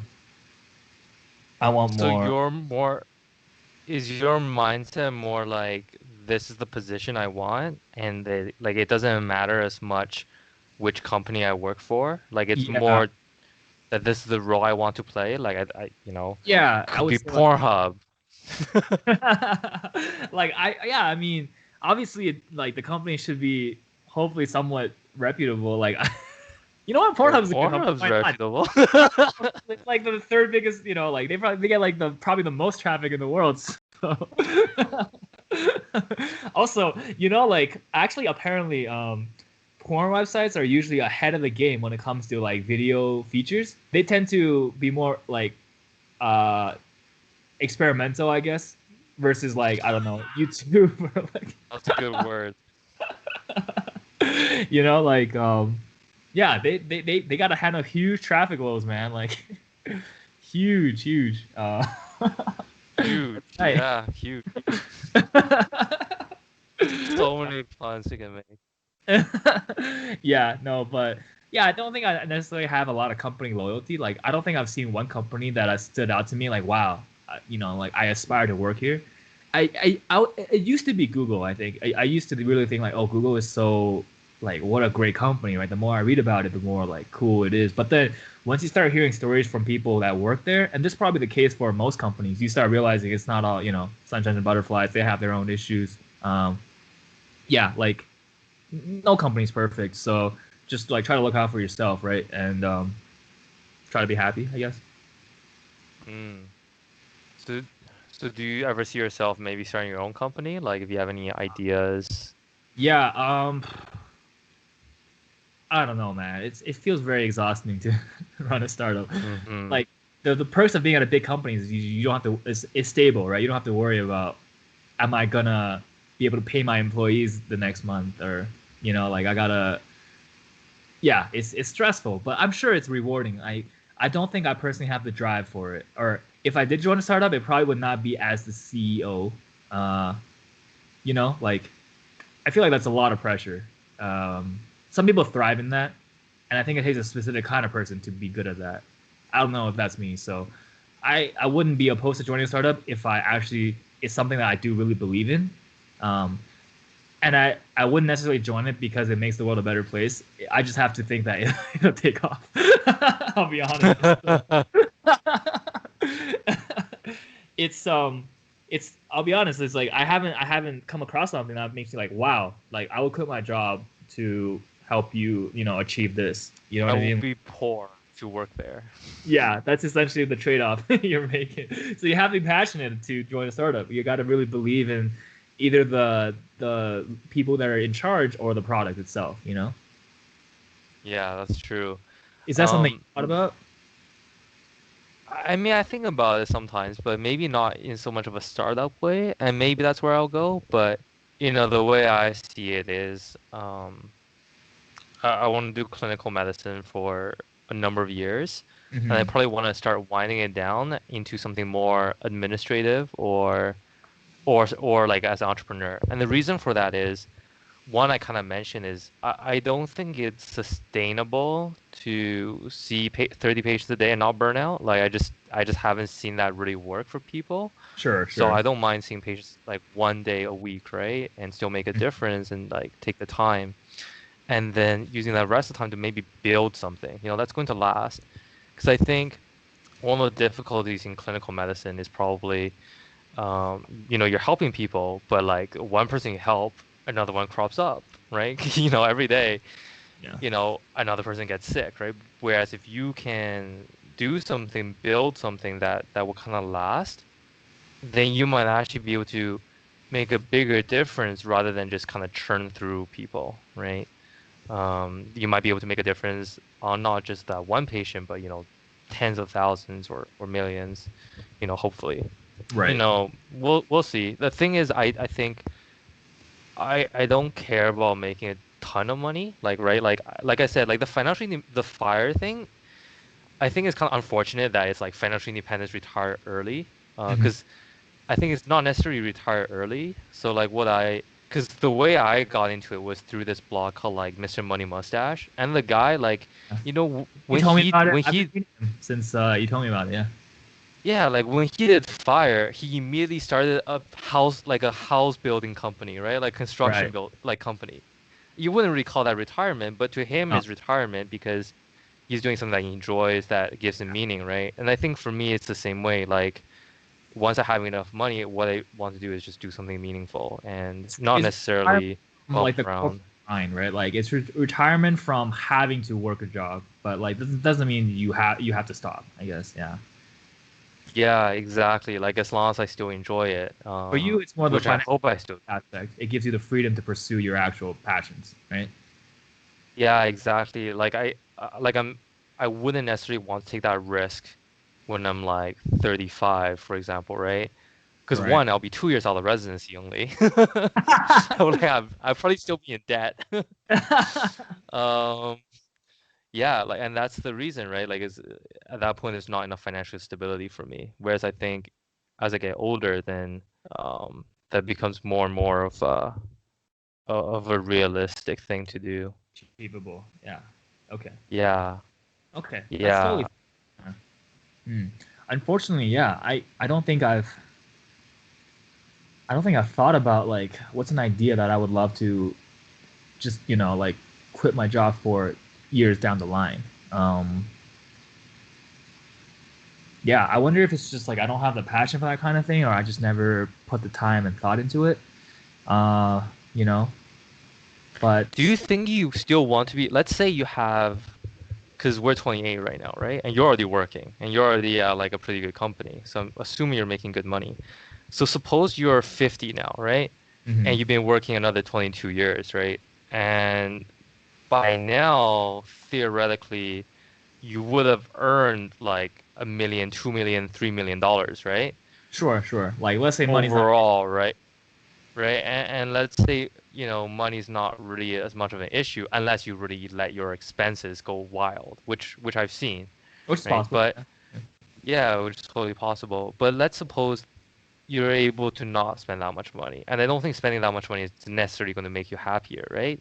Yeah. For me, I would rather be doing something that I like than spending so much of my time at a job that I don't necessarily want to do to Mm. make money and spending on things that I don't necessarily need.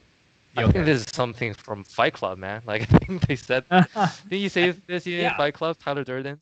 Yeah. Yeah. Yeah. It's the whole message was like, yeah, like you're a slave to capitalism, right? And yeah, it was very extreme towards the end. I have to rewatch it. I just the Yeah, scene didn't they that blow up a bank, I think? yeah, they blew up like several, I think. It was like every bank in the fucking city. Yo, that could be my future. Yeah. Maybe that's my passion, you It know? turns out, yeah. You're gonna message me out of the blue one day, like, hey man, I have a business idea for you.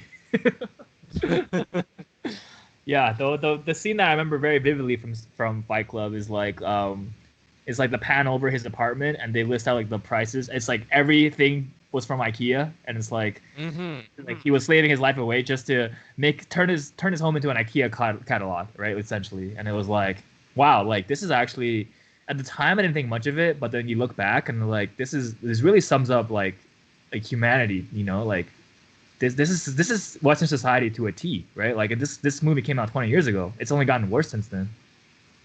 Mm-hmm. Yeah.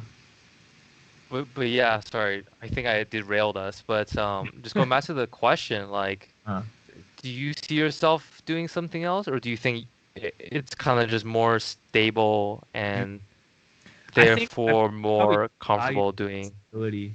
Um, Yeah. I also think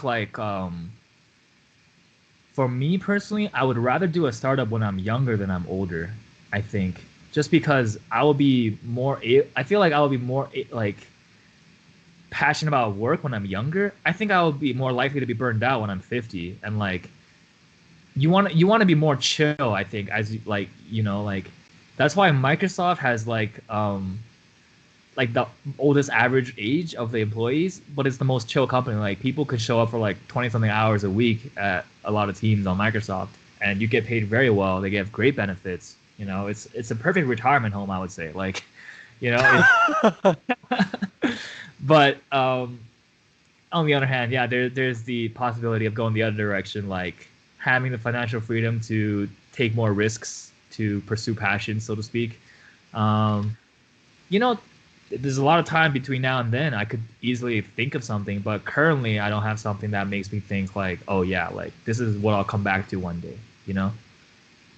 Yeah, I think the reason I advocate for this so much is because it doesn't even necessarily have to be that you go and you make a startup or you go and do something crazy and take You could just risks. become a It could be as simple as, investor. Is that what you meant? Like, no, screw all that, man. You just put your money in those passive funds, collect that 4% paycheck, oh, and I you thought you could meant just like spend your time. you could find startups that are improving the world and just lend out a little hand. Just You could even be more lazy than that. You could, just sit at home watching Netflix all day, you know. But on more realistic side, right? You could be sitting at home like hanging out with your kids more. You could be um playing sports that you like, right? You I could see you what you mean. could like Yes, I would love go that. That's hiking or whatever. Yeah. Yeah, yeah. I mean, I totally I believe in financial independence. Like I don't think I practice fire as much as like some other people. I don't practice it as much as I could, but it's always something to keep in mind. Like I'm not gonna recklessly spend money unless I think there's a good reason for it, and yeah, like I hope I'm not working when I'm like I don't have a set age, but I mean 50 sounds good, you know. Like I'd be pretty. I think 50 is like yeah, it's a good age to retire, man. It's still pretty early. Like, you're still young enough to do things, honestly. Yeah, Depends on how you take care of yourself, right? Because that's true. I think some people they work so hard to try to make that money in the early days Hmm. that by the time they're 50, they're like fat, they've got diabetes, they've got like a hip replacement, Yeah, no, that's like no, no, no. It's got to be a chill, you know, healthy. It's got to be a steady journey, I think. Yeah. Otherwise, what's the point, right? yeah, exactly. It's Yeah, yeah. No, yeah, I it's think. just kind of crazy. Like Yeah. I was just gonna say, I think like the journey really matters even more than the end result. I feel like, you know, like it's not about achieving financial independence necessarily. It's like getting there. Um, it's more about like happiness in life in general, right? Like, and fire hmm is just like kind of like the ultimate checkpoint towards that, because once you achieve fire, you like the biggest stress for a lot of people's lives is eliminated, which is, you know, their daily job, right? So but that doesn't mean that for the sake of fire you should go through even more stress than you otherwise would to achieve it, right? It's really backwards to yeah, like that. Yeah, yeah, absolutely. I agree. yeah. So, I was actually wondering, so Hmm. this thing, today's recording, we're like Hmm. an hour and 30 minutes in now. Like, there was really no structure, and I Yeah, don't know, like, how do you feel so far? Like, how do you feel?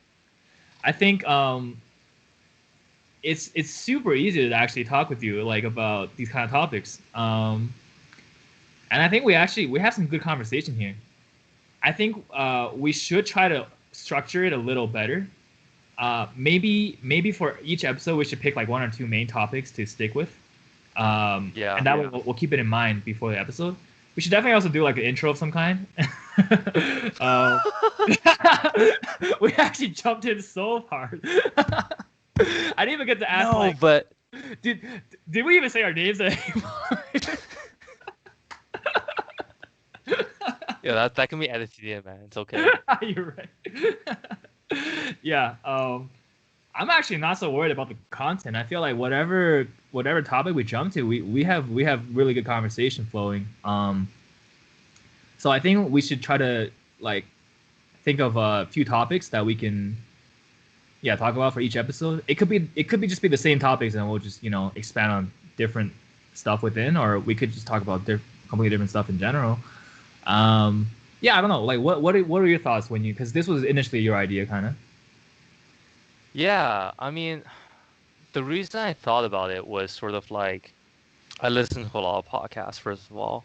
Right. Um, and I think like I enjoy having conversations, right, with people, Hmm. especially kind of longer conversations that are a bit more like a bit deeper, less superficial, like less just small talk. Yeah. Um, and I mean, and kind of just going from there. Like I'd love it if I could, retire off this thing, but probably not. Like, dude, I didn't. uh, But you actually lured me into your startup already. This is it. I didn't. this is it, Turns out, man. man. This You're is. not the only one. This is episode 10. Oh shit! You've been I was hustling, just dude. kidding. Um, and like I listen to podcasts, like a lot of them are just interviews, right, with people. Yeah. And what I realized was that it's also a good opportunity, if you can make it big, is a really good opportunity to start having guests, that are Hmm. interesting to talk to that you otherwise wouldn't have access to, right? Because then you can be like, oh yeah, we have this podcast that like, 20,000 people listen to, would you like to come? Rather than, Dude. like, yo, can I talk to you? Like, fuck you. Like, who the hell are you, right? It'd be cool if we get to the stage where we could DM like public figures and get a response. You know, that's when you know you made it. Yeah, and was it like it's really interesting. I had kind of a bit of experience with this recently. So in Hmm. med school, there's this crazy phenomenon where everyone's a high achiever, Right. and we have something like we have something like 100 different clubs in the MSA, in the Medical Student Association. For reference, we have about 150 people in each year. Okay. And on average, each person is in 10 clubs. Oh my God. Okay. And like everyone's running a club basically. So, you start getting FOMO. You're like, oh shit, like I'm not gonna get a good residency spot if I don't do this. Yeah. Yeah. Anyways, I run this club called the Stethoscope. So it's like a play on words with like coding and the stethoscope. That's a code. Okay. And there's like kind of technical stuff, right? And a lot of the events you're just trying to get speakers. Mm-hmm. So I was trying to get speakers, and luckily I found a guy that like some other people knew. Oh, But okay. but people in my club are like, yo, you should get Eric Topol, who's this like world-renowned cardiologist. Like you should Yeah. get Andrew Ying. Like you know Andrew Ying? Yeah. Yeah. Yeah, they're like, you should get Andrew Ying. I'm like, fuck guys. And like so You I should get Dr. emailed Sark, Eric man. Topol, right? Dream I bigger. emailed Eric Topol. Yo dude, like do you like Dr. Topol, do you want to come speak to Dude, us? get And like Dr. his Fauci, assistants man. is Come like, on. yeah, get Fauci. His assistant's like, just trying to be polite, right? She's like, oh, he's very busy. He doesn't have time, right? Like I'm sure if I'm someone like more well known, he definitely have time, He would right? have But time. He would have time. he would have time. Oh, it'd be like Um, that. We don't have enough clout yet, you know. That's I that's don't know how about how it works. on the same, but like similarly, like there was a club that does like public health, administrative stuff, like people are interested in that, and Okay. they got the CEO of AHS to come talk to us, right? And Oh, like, I got to ask her questions and stuff, and I thought that was really cool, yeah. being able to kind of like get in touch with people that have those experiences that are like really successful or have really great ideas and like learning from them and having good conversations. I think that's good. Yeah. Okay, that's pretty cool. That's interesting because I actually didn't know that you had a goal of like actually like trying to be successful. Like at first I thought you wanted to just record some, more like in-depth conversations and just kind of like a hobby thing. But now that I know that we're trying to make it big, dude, I'm all in, man. Dude, Yo, don't put pressure on, man. Like honestly, the dude, way I think about it is let me it's a buy some natural balls of this. progression. It's a natural progression. You come in like, you enjoy what you do, right? We like having these conversations and stuff, and we just build it Yeah. slowly from there. There doesn't have to be like, oh shit, we gotta meet this No, benchmark, that I was benchmark. just joking. I totally agree with that. Yeah, and I think there's quite a few podcasts or YouTube channels. Like if you look at like how they started, they were just like doing casual stuff, and it took them years before they got noticed and blew up and like became what they are today. I think so. Like I think it's something like we shouldn't have any expectations, but just like go into it, have fun, and like try to improve it over time, and we'll see how it goes, right? Yeah, absolutely. Like I was actually, have you seen? I'm sure you've heard of the Joe Rogan podcast, right? Yeah, of course. Dude, have you seen their episode 1? Like I remember looking at their episode It 1 was like a ass, year right? or 2 years ago. Garbage. They like I'm looking at it now. They have like these snowflake like overlay that's falling down, and like it's slowing their FPS. Like their frame rates are so bad right now. Oh And my apparently it took them 30 minutes to figure out that this is what's causing it, and then they turned it off. God. That's hilarious. Yeah, dude, that And could just be like, us.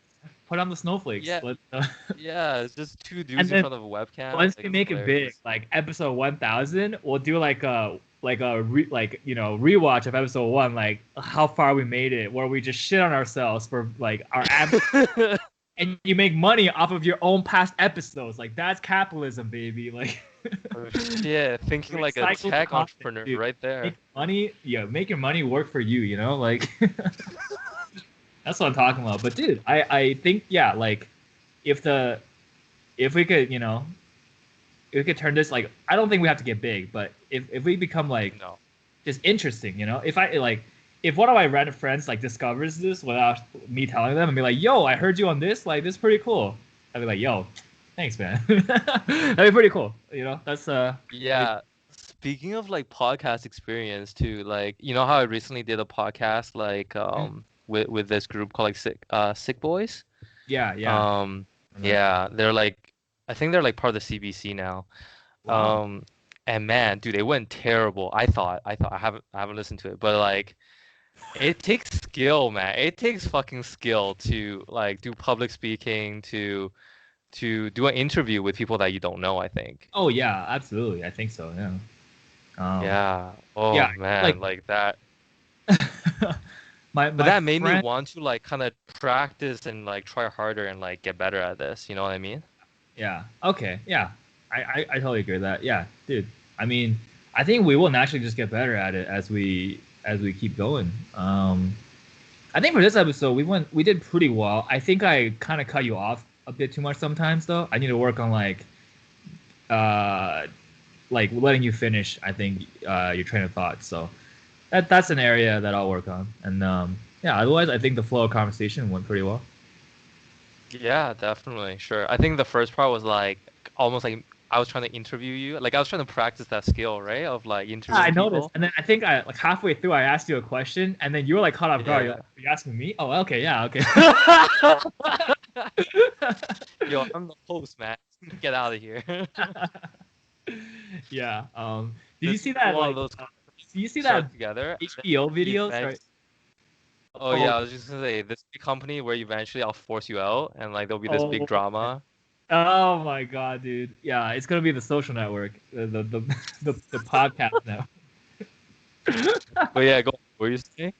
Oh, I was gonna say if you watched like that Donald Trump interview with Axios, I mean like presented by HBO, it was like this British dude just I'll link in the interview, but it was like when you said the interview went terribly, I was imagining like this interview because it became like iconic. It was just like Donald Trump rambling for like an hour. And the interviewer is very blunt. He's not American, he's British, right? So he's like calling out like Donald Trump's like, he was like, yeah, like why did you like not condemn these white supremacists? Like you basically supported them and then like just asking like really direct questions. And Trump was just like yelling like a baby for like the whole hour. It got very memed and I'm just like, yeah, man, if we could get an interview with like that for our show, that'd be pretty cool. you know? Yeah, we'll aim for the 1000th episode special Donald Trump. Donald Trump, yeah, live from jail. How's it Oh oh man, my American goodness. politics. Yeah, That's something that we can uh, talk about. I think there's a couple things we should decide on, like the general episode length. I think we should try to set a consistent, time like for each episode. Um, maybe the structure. Because right now, like, so today we kind of just talked about whatever, but it was like stuff that kind of related to what we do, right? Like medicine and tech mostly, but we kind of just expanded along like those lines. So we could try we could try to stick with those because we do know these topics the most, I think. Or we can just talk about different stuff each time. Like we could talk about politics, we could talk about I don't know sports, coronavirus, like whatever interests us. But I do think we should have a defined topic for each episode, or at least the Yeah, overall. Like we should be consistent. So yeah, that's something to think definitely. about. And obviously we need a name for the podcast. Do branding, man. We gotta. It's all about the branding, okay? We gotta. Are you any good at branding? Of course not. I'm a software dev. Like that's the furthest possible. Yeah, that's one thing I found out about myself too, is I suck at marketing. Dude, As it's a part of like different mindset. I think it honestly takes a different kind of yeah. It's very foreign to me. Like the whole concept of like branding and like promoting something. yeah, I'm trying to learn some of that, like, cause I kind of want to do some leadership stuff, right? Like whether that's like admin or entrepreneurial stuff, like yeah, kind of have to be a leader. And Yeah, even yeah. in medicine, that's kind of one of the things they emphasize is you kind of have to be a leader. Hmm. Um, cause I remember like when I ran like clubs in like uni and stuff, right? Like it's fucking tough. Like no one's showing up. You know, you print like 100 posters and spamming people's emails. Oh Oh my man. god. Sorry, 1 second. My mom's calling me, so I gotta pick it up real quick.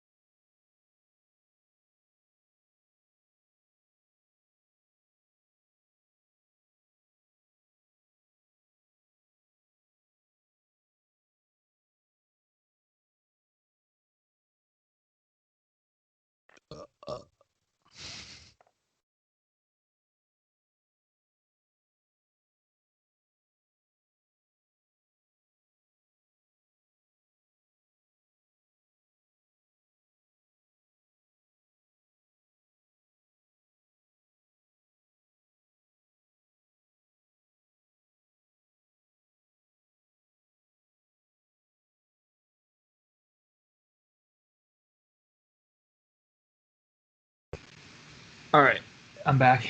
Sorry about that. No problem. What were we talking about? Um, what were we talking about? We were just talking about. I Well, think, advertising and yeah, marketing. like, just Yeah. bigger picture stuff for the podcast in general, I guess. And like, so I'm guessing we want to host it on Spotify or YouTube.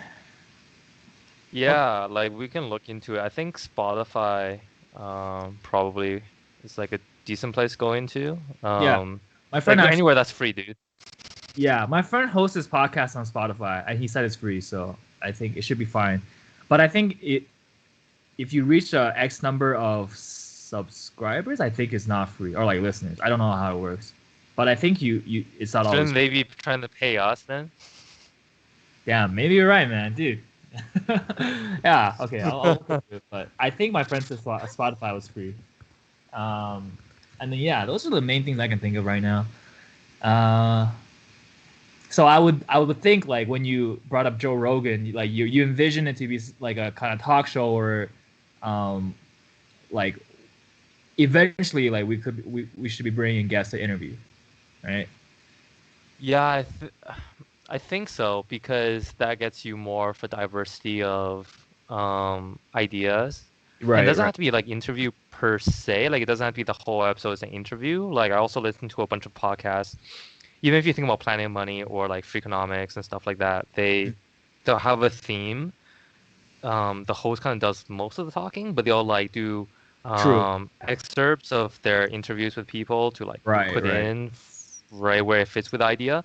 I know that, like for example, the Joe Rogan type of podcast, it's probably the cheapest to produce, right? It's Oh the yeah, yeah, cheapest, easiest to produce.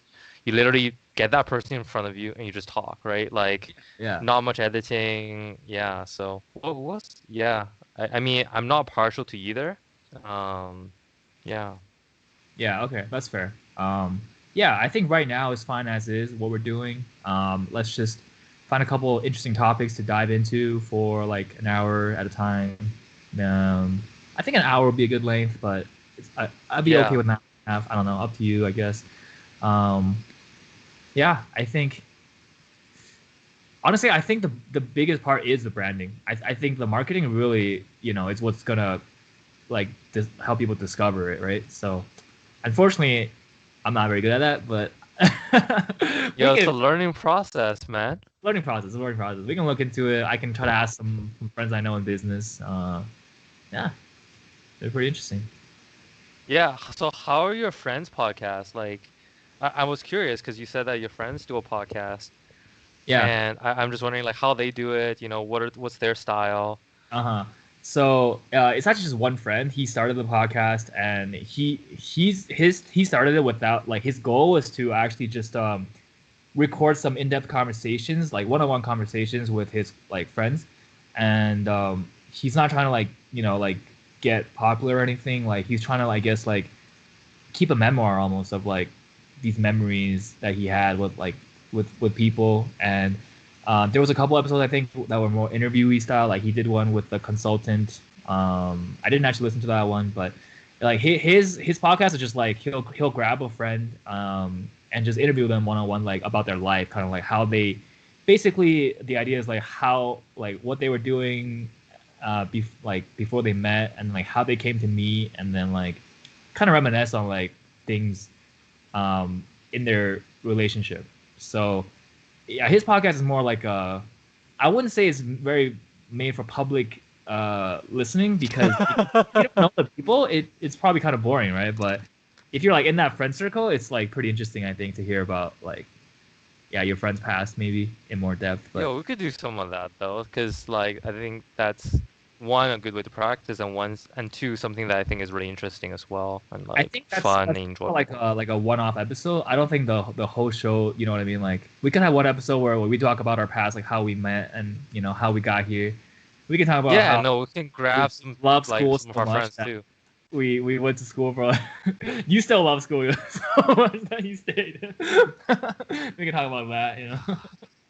Yeah, and eventually we can like grab some of our other friends, Yeah, right? exactly. Yeah, like, Yeah. um, dude, we'll have the whole squad in, man. Like, we'll have an episode on No. Shang-Chi, and like, Yo, dude, I was just gonna say that. That'd be so let's funny. go, man, dude.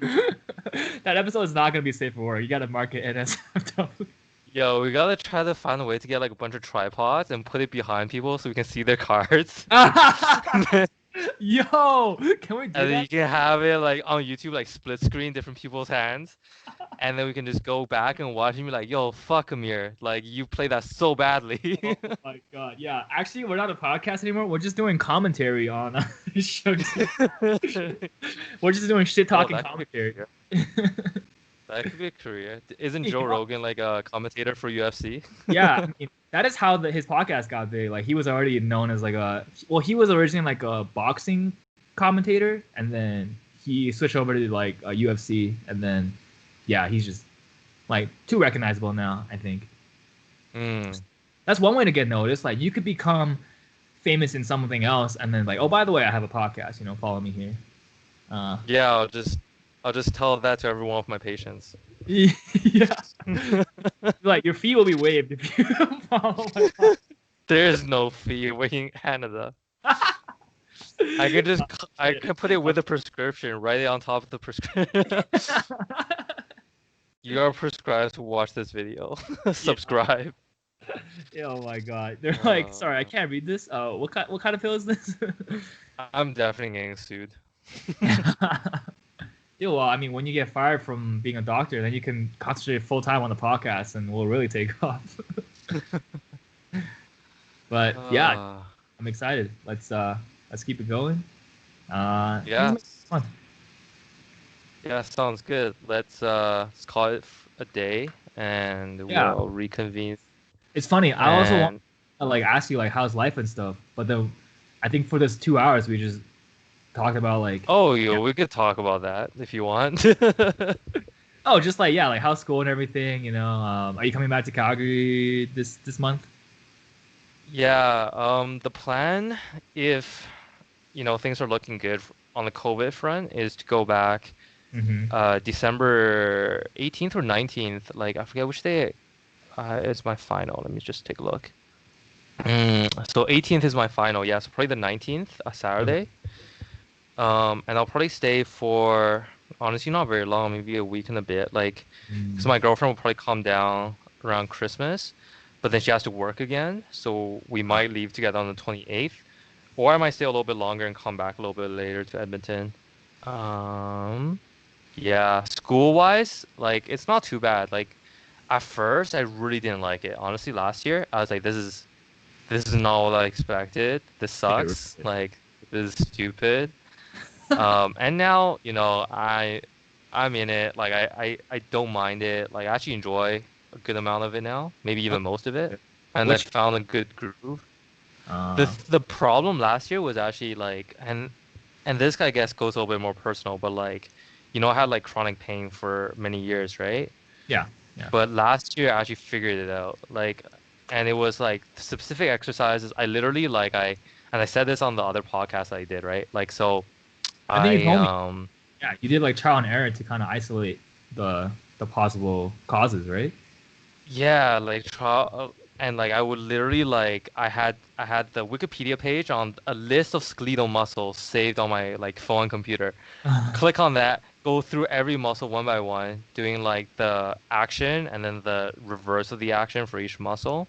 Right, And the right. thing is you can't do it just once, right? Because you don't know whether or not that's worked. Yeah, So you have to like have a really disciplined regimen of like I'm gonna trial this for like 5 days, then I'm gonna move on to the next one kind of I thing. see. Yeah. And it's just a lot of thinking, a lot of trial and error, a lot of exercise, and I figured it out. But it really took away time from school. Mm. So at first, what I did was I would go to lectures with all my friends and stuff, right? And then I go home and do some review maybe. I did that for about a month. After 1 month, I stopped going to lectures. I just watched the recording because we have recordings for every lecture in med school, which is really nice. Yeah. And I go through the slides for review, and then I'm done.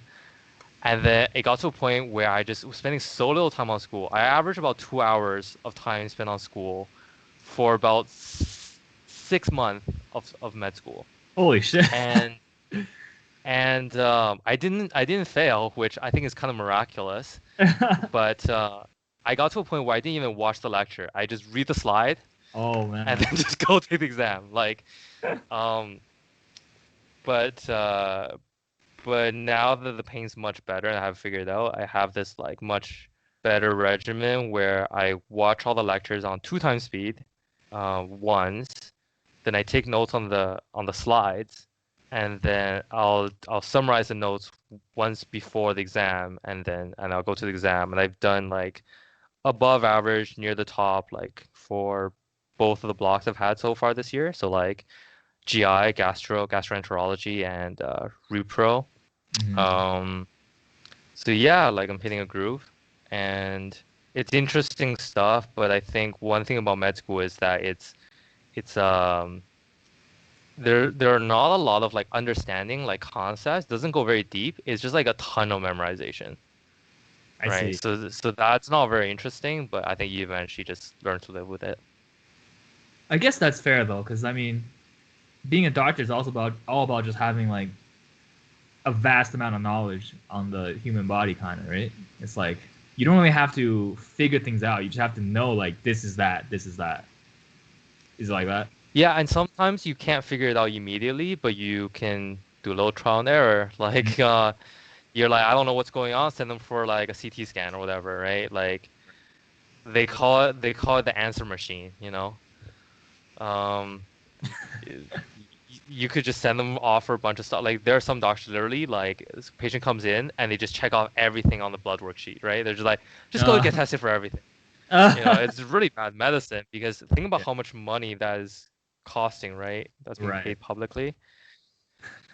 Yeah, But yeah, yeah. How about you? Like, I yeah. guess It's we kind of talked a bit kind of about just like talking your about it. work Yeah. life.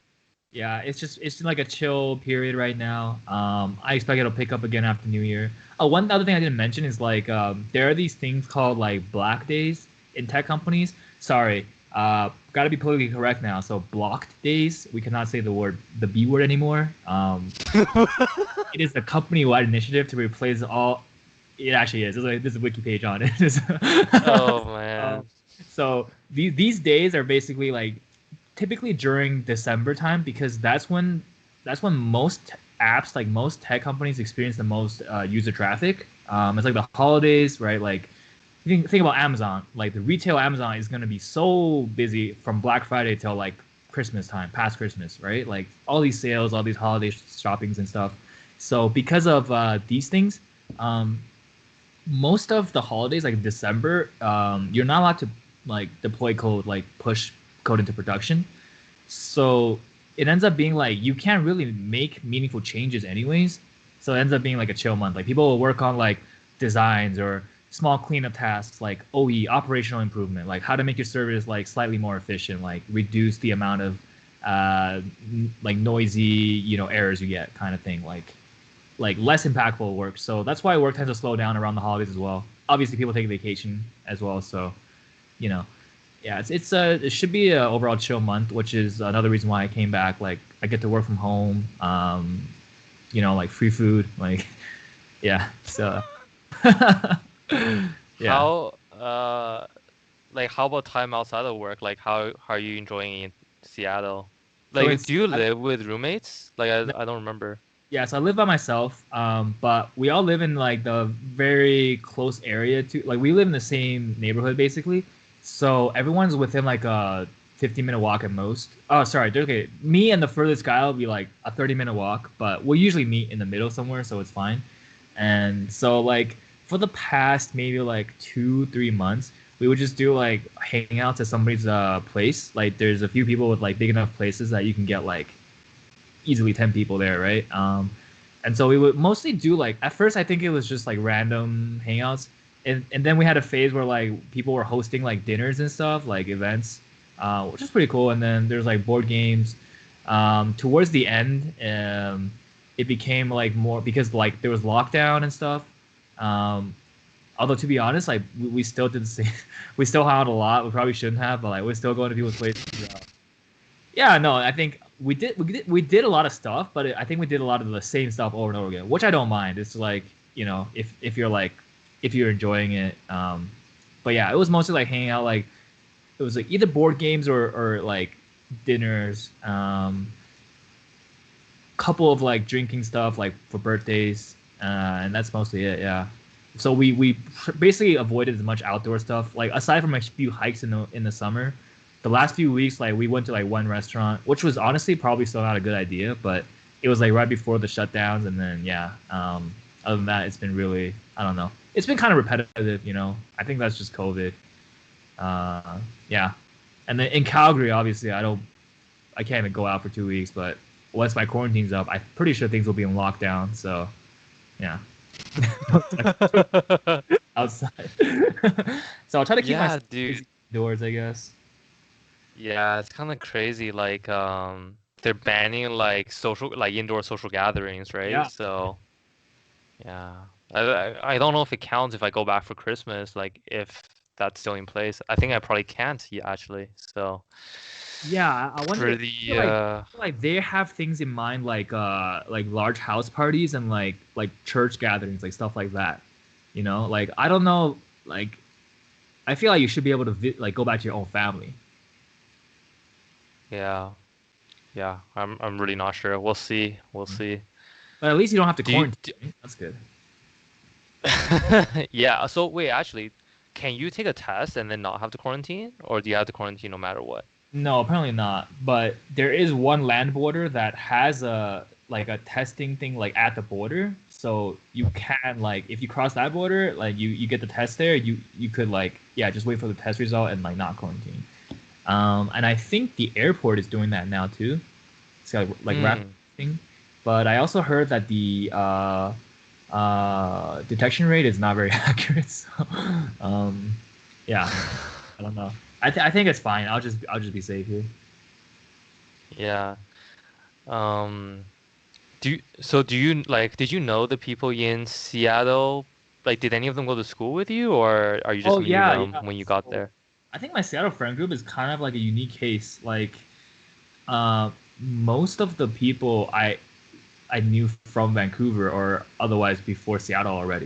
Like a lot of us just came down around the same time, like within the period of like a year and a half. A lot of us came down, right? And so in a way, it was comfortable at first because you didn't have to go out of your way to make like friends. Like whoever came down, there was already like a friend group here for them, right? But I think it also made it so that we were too like we we stopped like trying to meet new people. I think like the friend group was already big enough. Like, it's really big. So, but you know what I mean? Like when you move to a new city, usually like there's a period where you're like trying to go out and like meet people, like you know like find a friend group. But I think none of us did that. So it's like after I've been in Seattle for like a bit over a year, like a year and 3 months now. It's like um, I I I haven't met that many people that I didn't already know before. Um, Actually, it's got better, but like maybe like like 8 months, 8 months in, I was still like mostly hang out with the same people. Um, I think now it has gotten better. But yeah, there's also this phenomenon called the Seattle Freeze, where it's actually on Wikipedia, so you can I don't know why, but it's big enough that you can look it up. It's like people in Seattle, it's like they're easy to get along with, but then it's hard to like actually join a friend group. It's like people will be nice on the surface and really friendly, but then like if you ask like oh like you want to hang out on something, they'll be like oh we have plans or I have plans or something. Like it's like people already have their established friend groups. I think part of that is like I think it's similar to like my situation here. Seattle's a very transplant city. Like not a lot of people um, want to stay in Seattle long term. They consider it like a stepping stone. Mm. This is like a transitional city. I'm just gonna come here to make good money and then like go where I actually want to live. I think somewhere down the line. So um, yeah, there's that aspect. Like a lot of people you meet in Seattle are not from Seattle. They're like, oh yeah, you know, I moved here for work from wherever, but like that's just the nature of like these huge tech companies here, right? Like they create a lot of jobs, but these jobs are not going to be local necessarily. So and it ends up that this city is a nice city. It's very busy. It's obviously you know like a lot of stuff to do, but it's like what's the culture here? It's like a bunch of tech people that's just trying to make money and leave, you know? Make money and play video games on the weekends. Yeah. I mean, it's not a bad life, you know? Yeah. Seattle Uh, is not that it's a bad city. I think it's just if you came from Vancouver, it has a very similar vibe. But then Vancouver just feels better. It's a lot cleaner. It's way less sketch. Like Seattle has a huge homeless problem. Not only is there a lot of them, they're not very like there's no really like regulations, so they're kind of everywhere. Like you'll see them on obviously there's areas where they're more concentrated, but like you can see them like almost anywhere. Even like in the university district, there's a shit ton of homeless people, which I think is Oh weird. wow. Yeah, but in Vancouver and like I feel like other cities I've lived in, the homeless population is usually um like concentrated in a specific area. Usually it's like Chinatown, but you know, like Yeah, it's always Chinatown. yeah, usually it's Chinatown. But yeah, it's like I don't necessarily know which one's better for the homeless people, but I know which one's better for me. Unfortunately. And Seattle also just has a lot less Asian people and Asian food, so you know that's another knock against it. So I could see myself going back to Vancouver one day to live, but yeah, right now Seattle is fine. I don't love it, but it's there. That kind of reminds me. So in the summer, actually, my girlfriend's parents bought this apartment in Mm. Edmonton, like quite a while ago, actually, Okay. and it's just finished building, and like so they transferred like the ownership and stuff, and they want us to move in, Yeah. and so we tried for like a few days, and my girlfriend's running to work, so she likes running to the hospital to work, Mm. and she actually has to run through the ghetto basically, because this Oh. apartment's like the tallest building in Edmonton now, and it's like smack in the middle of downtown, and that's usually where like the homeless problem is the worst, Yeah. right? And just north of it, through the area that she has to run to work is Chinatown, which is No. where all the homeless people are. Right. And so one day I was actually cycling around there, and I saw these two groups of homeless people fighting, okay, in broad daylight, like 4 p.m. Yeah. And dude, one group pulled out machetes. Shit. And I didn't know this. You could buy machetes, but apparently you can buy machetes. And so the one group pulled out machetes, and they started like trying to whack the other group, and the other group pulled up like they like pulled up these bikes from the ground, and like they were throwing it at the people with machetes. And then I was like, okay, we cannot live here. You cannot run through this to work. Oh Like, goodness. Yeah. No. That's that's homelessness is a problem for sure. it's a problem. It's also like very closely related to like drug problems in many cities. I think, especially in Seattle, is a huge problem. Like most of the homeless are like tripped out on something during broad daylight, and so you Hmm. could have like a nasty encounter with one. Like I would say, homeless people here or there are more aggressive. Like they tend to come up to you just to like talk to you, but like they're saying gibberish, right? Like, usually you ignore them. But I've had encounters where like I was with a group of friends, for example, and this homeless dude came up. It was this guy, and he was wearing like kind of cross dressing, and he was like clearly like not in his right state of mind. But he came up to us, and he was basically making racist remarks. He was like, "Hey, like you guys look so cool. Like how do I become more like you guys?" He was like, "Do I pull my eyes like this?" Like he said that, and then we just like tried to ignore him. And we walked away. We were at the bus stop, where the bus came, so we got on the bus and we just left. He got on the bus, like he followed us onto the bus. He like waved at us. We went all the way to the back. He's at the front though, but he was like waving at us and smiling, and it was like, dude, like this will never happen in Canada, like you know. You'd think. I mean, like yeah, true. It's always possible. Yeah. Also, Yeah. my work office is like right where like literally the sketchy area of the town. It's a block away from where all the homeless people live. And there was a period of 2 weeks where we had three different shootings within those 2 weeks. Wow. Yeah, and yeah, like we had like people were scared, like rightfully so.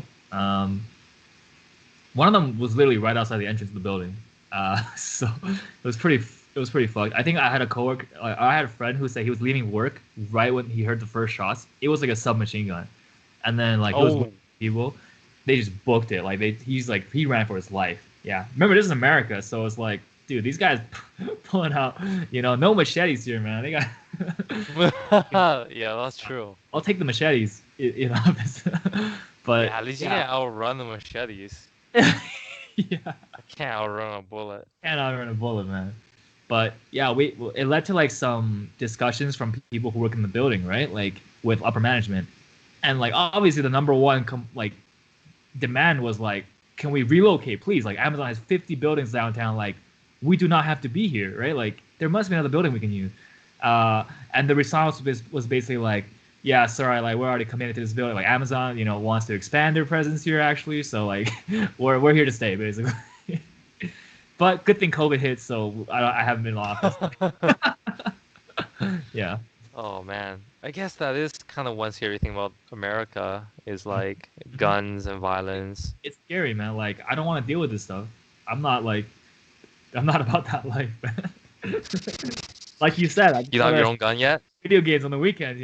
Like not trying to dodge bullets in real life and in these games. You gotta get a gun, man. Dude, am I even allowed? Don't I have to be a citizen? Oh, actually, maybe not, eh? Oh really? I don't think so. Actually, no. I think you're right. I What? don't. Like they're just letting all the Canadians get killed there, like Dude, have you the seen America for the past couple slaughterhouse. years, man? They might be okay with that, dude.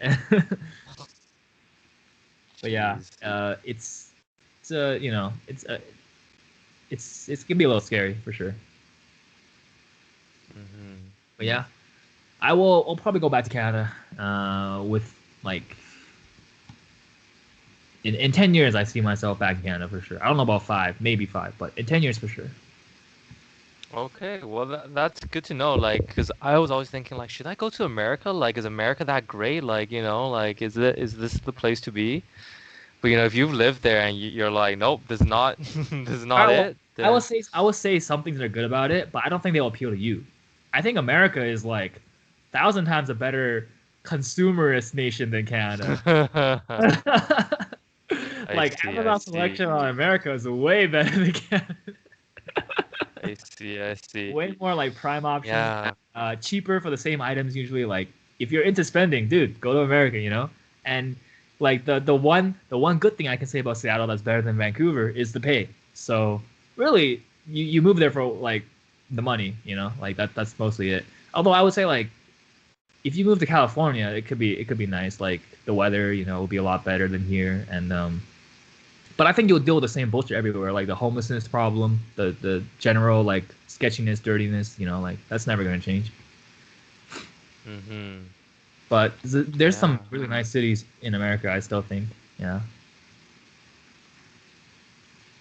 Mhm. Cool. Anyways, I should probably head off. Yeah, yeah, dude, it's been Yeah. been good. Do you want to do this like monthly, weekly, daily? Daily. Oh my God. Might as well drop out of school right now. Yeah. I literally have a quiz tomorrow, and this is eating my into my studying time. Oh shit! All There's right. so many, dude. There's so many skin conditions.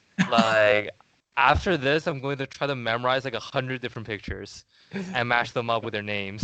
Help me with my acne after this quiz, then. Why don't you? Yo, acne is just one, man.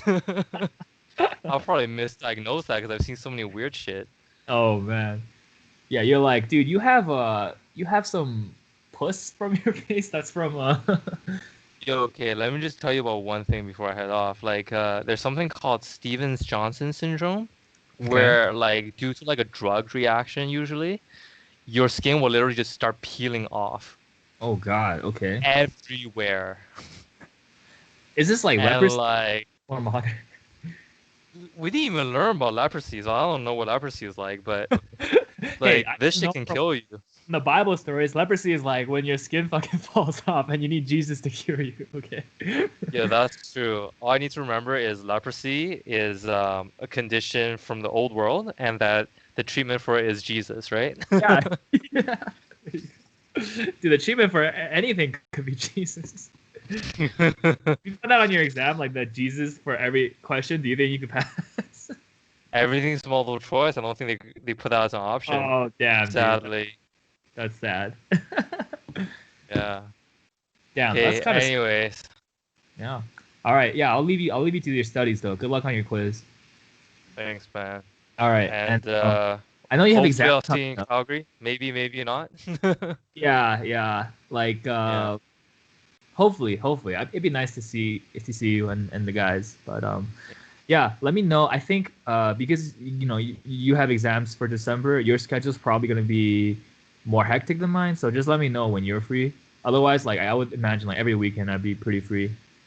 Okay, cool. Yeah, Actually, every honestly, weekday like too. my schedule's not too bad. Okay. Yeah. We could try like Yeah, like honestly, oh yeah, so I was just gonna say like you know how I told you last year I spent about 2 hours on school each day? Like yeah right now I spend like 4. So it's like it's not a huge amount of time. yeah that's yeah Yeah, so yeah. okay. All right, I'll yeah, just no. message you. We'll try to think of like an idea, and I'll think of an idea, and then we'll just message each other on Facebook, and then decide on one, and then we'll try to schedule another one. And we'll give it a shot. Okay, yeah, sounds good. Yeah. All right, man.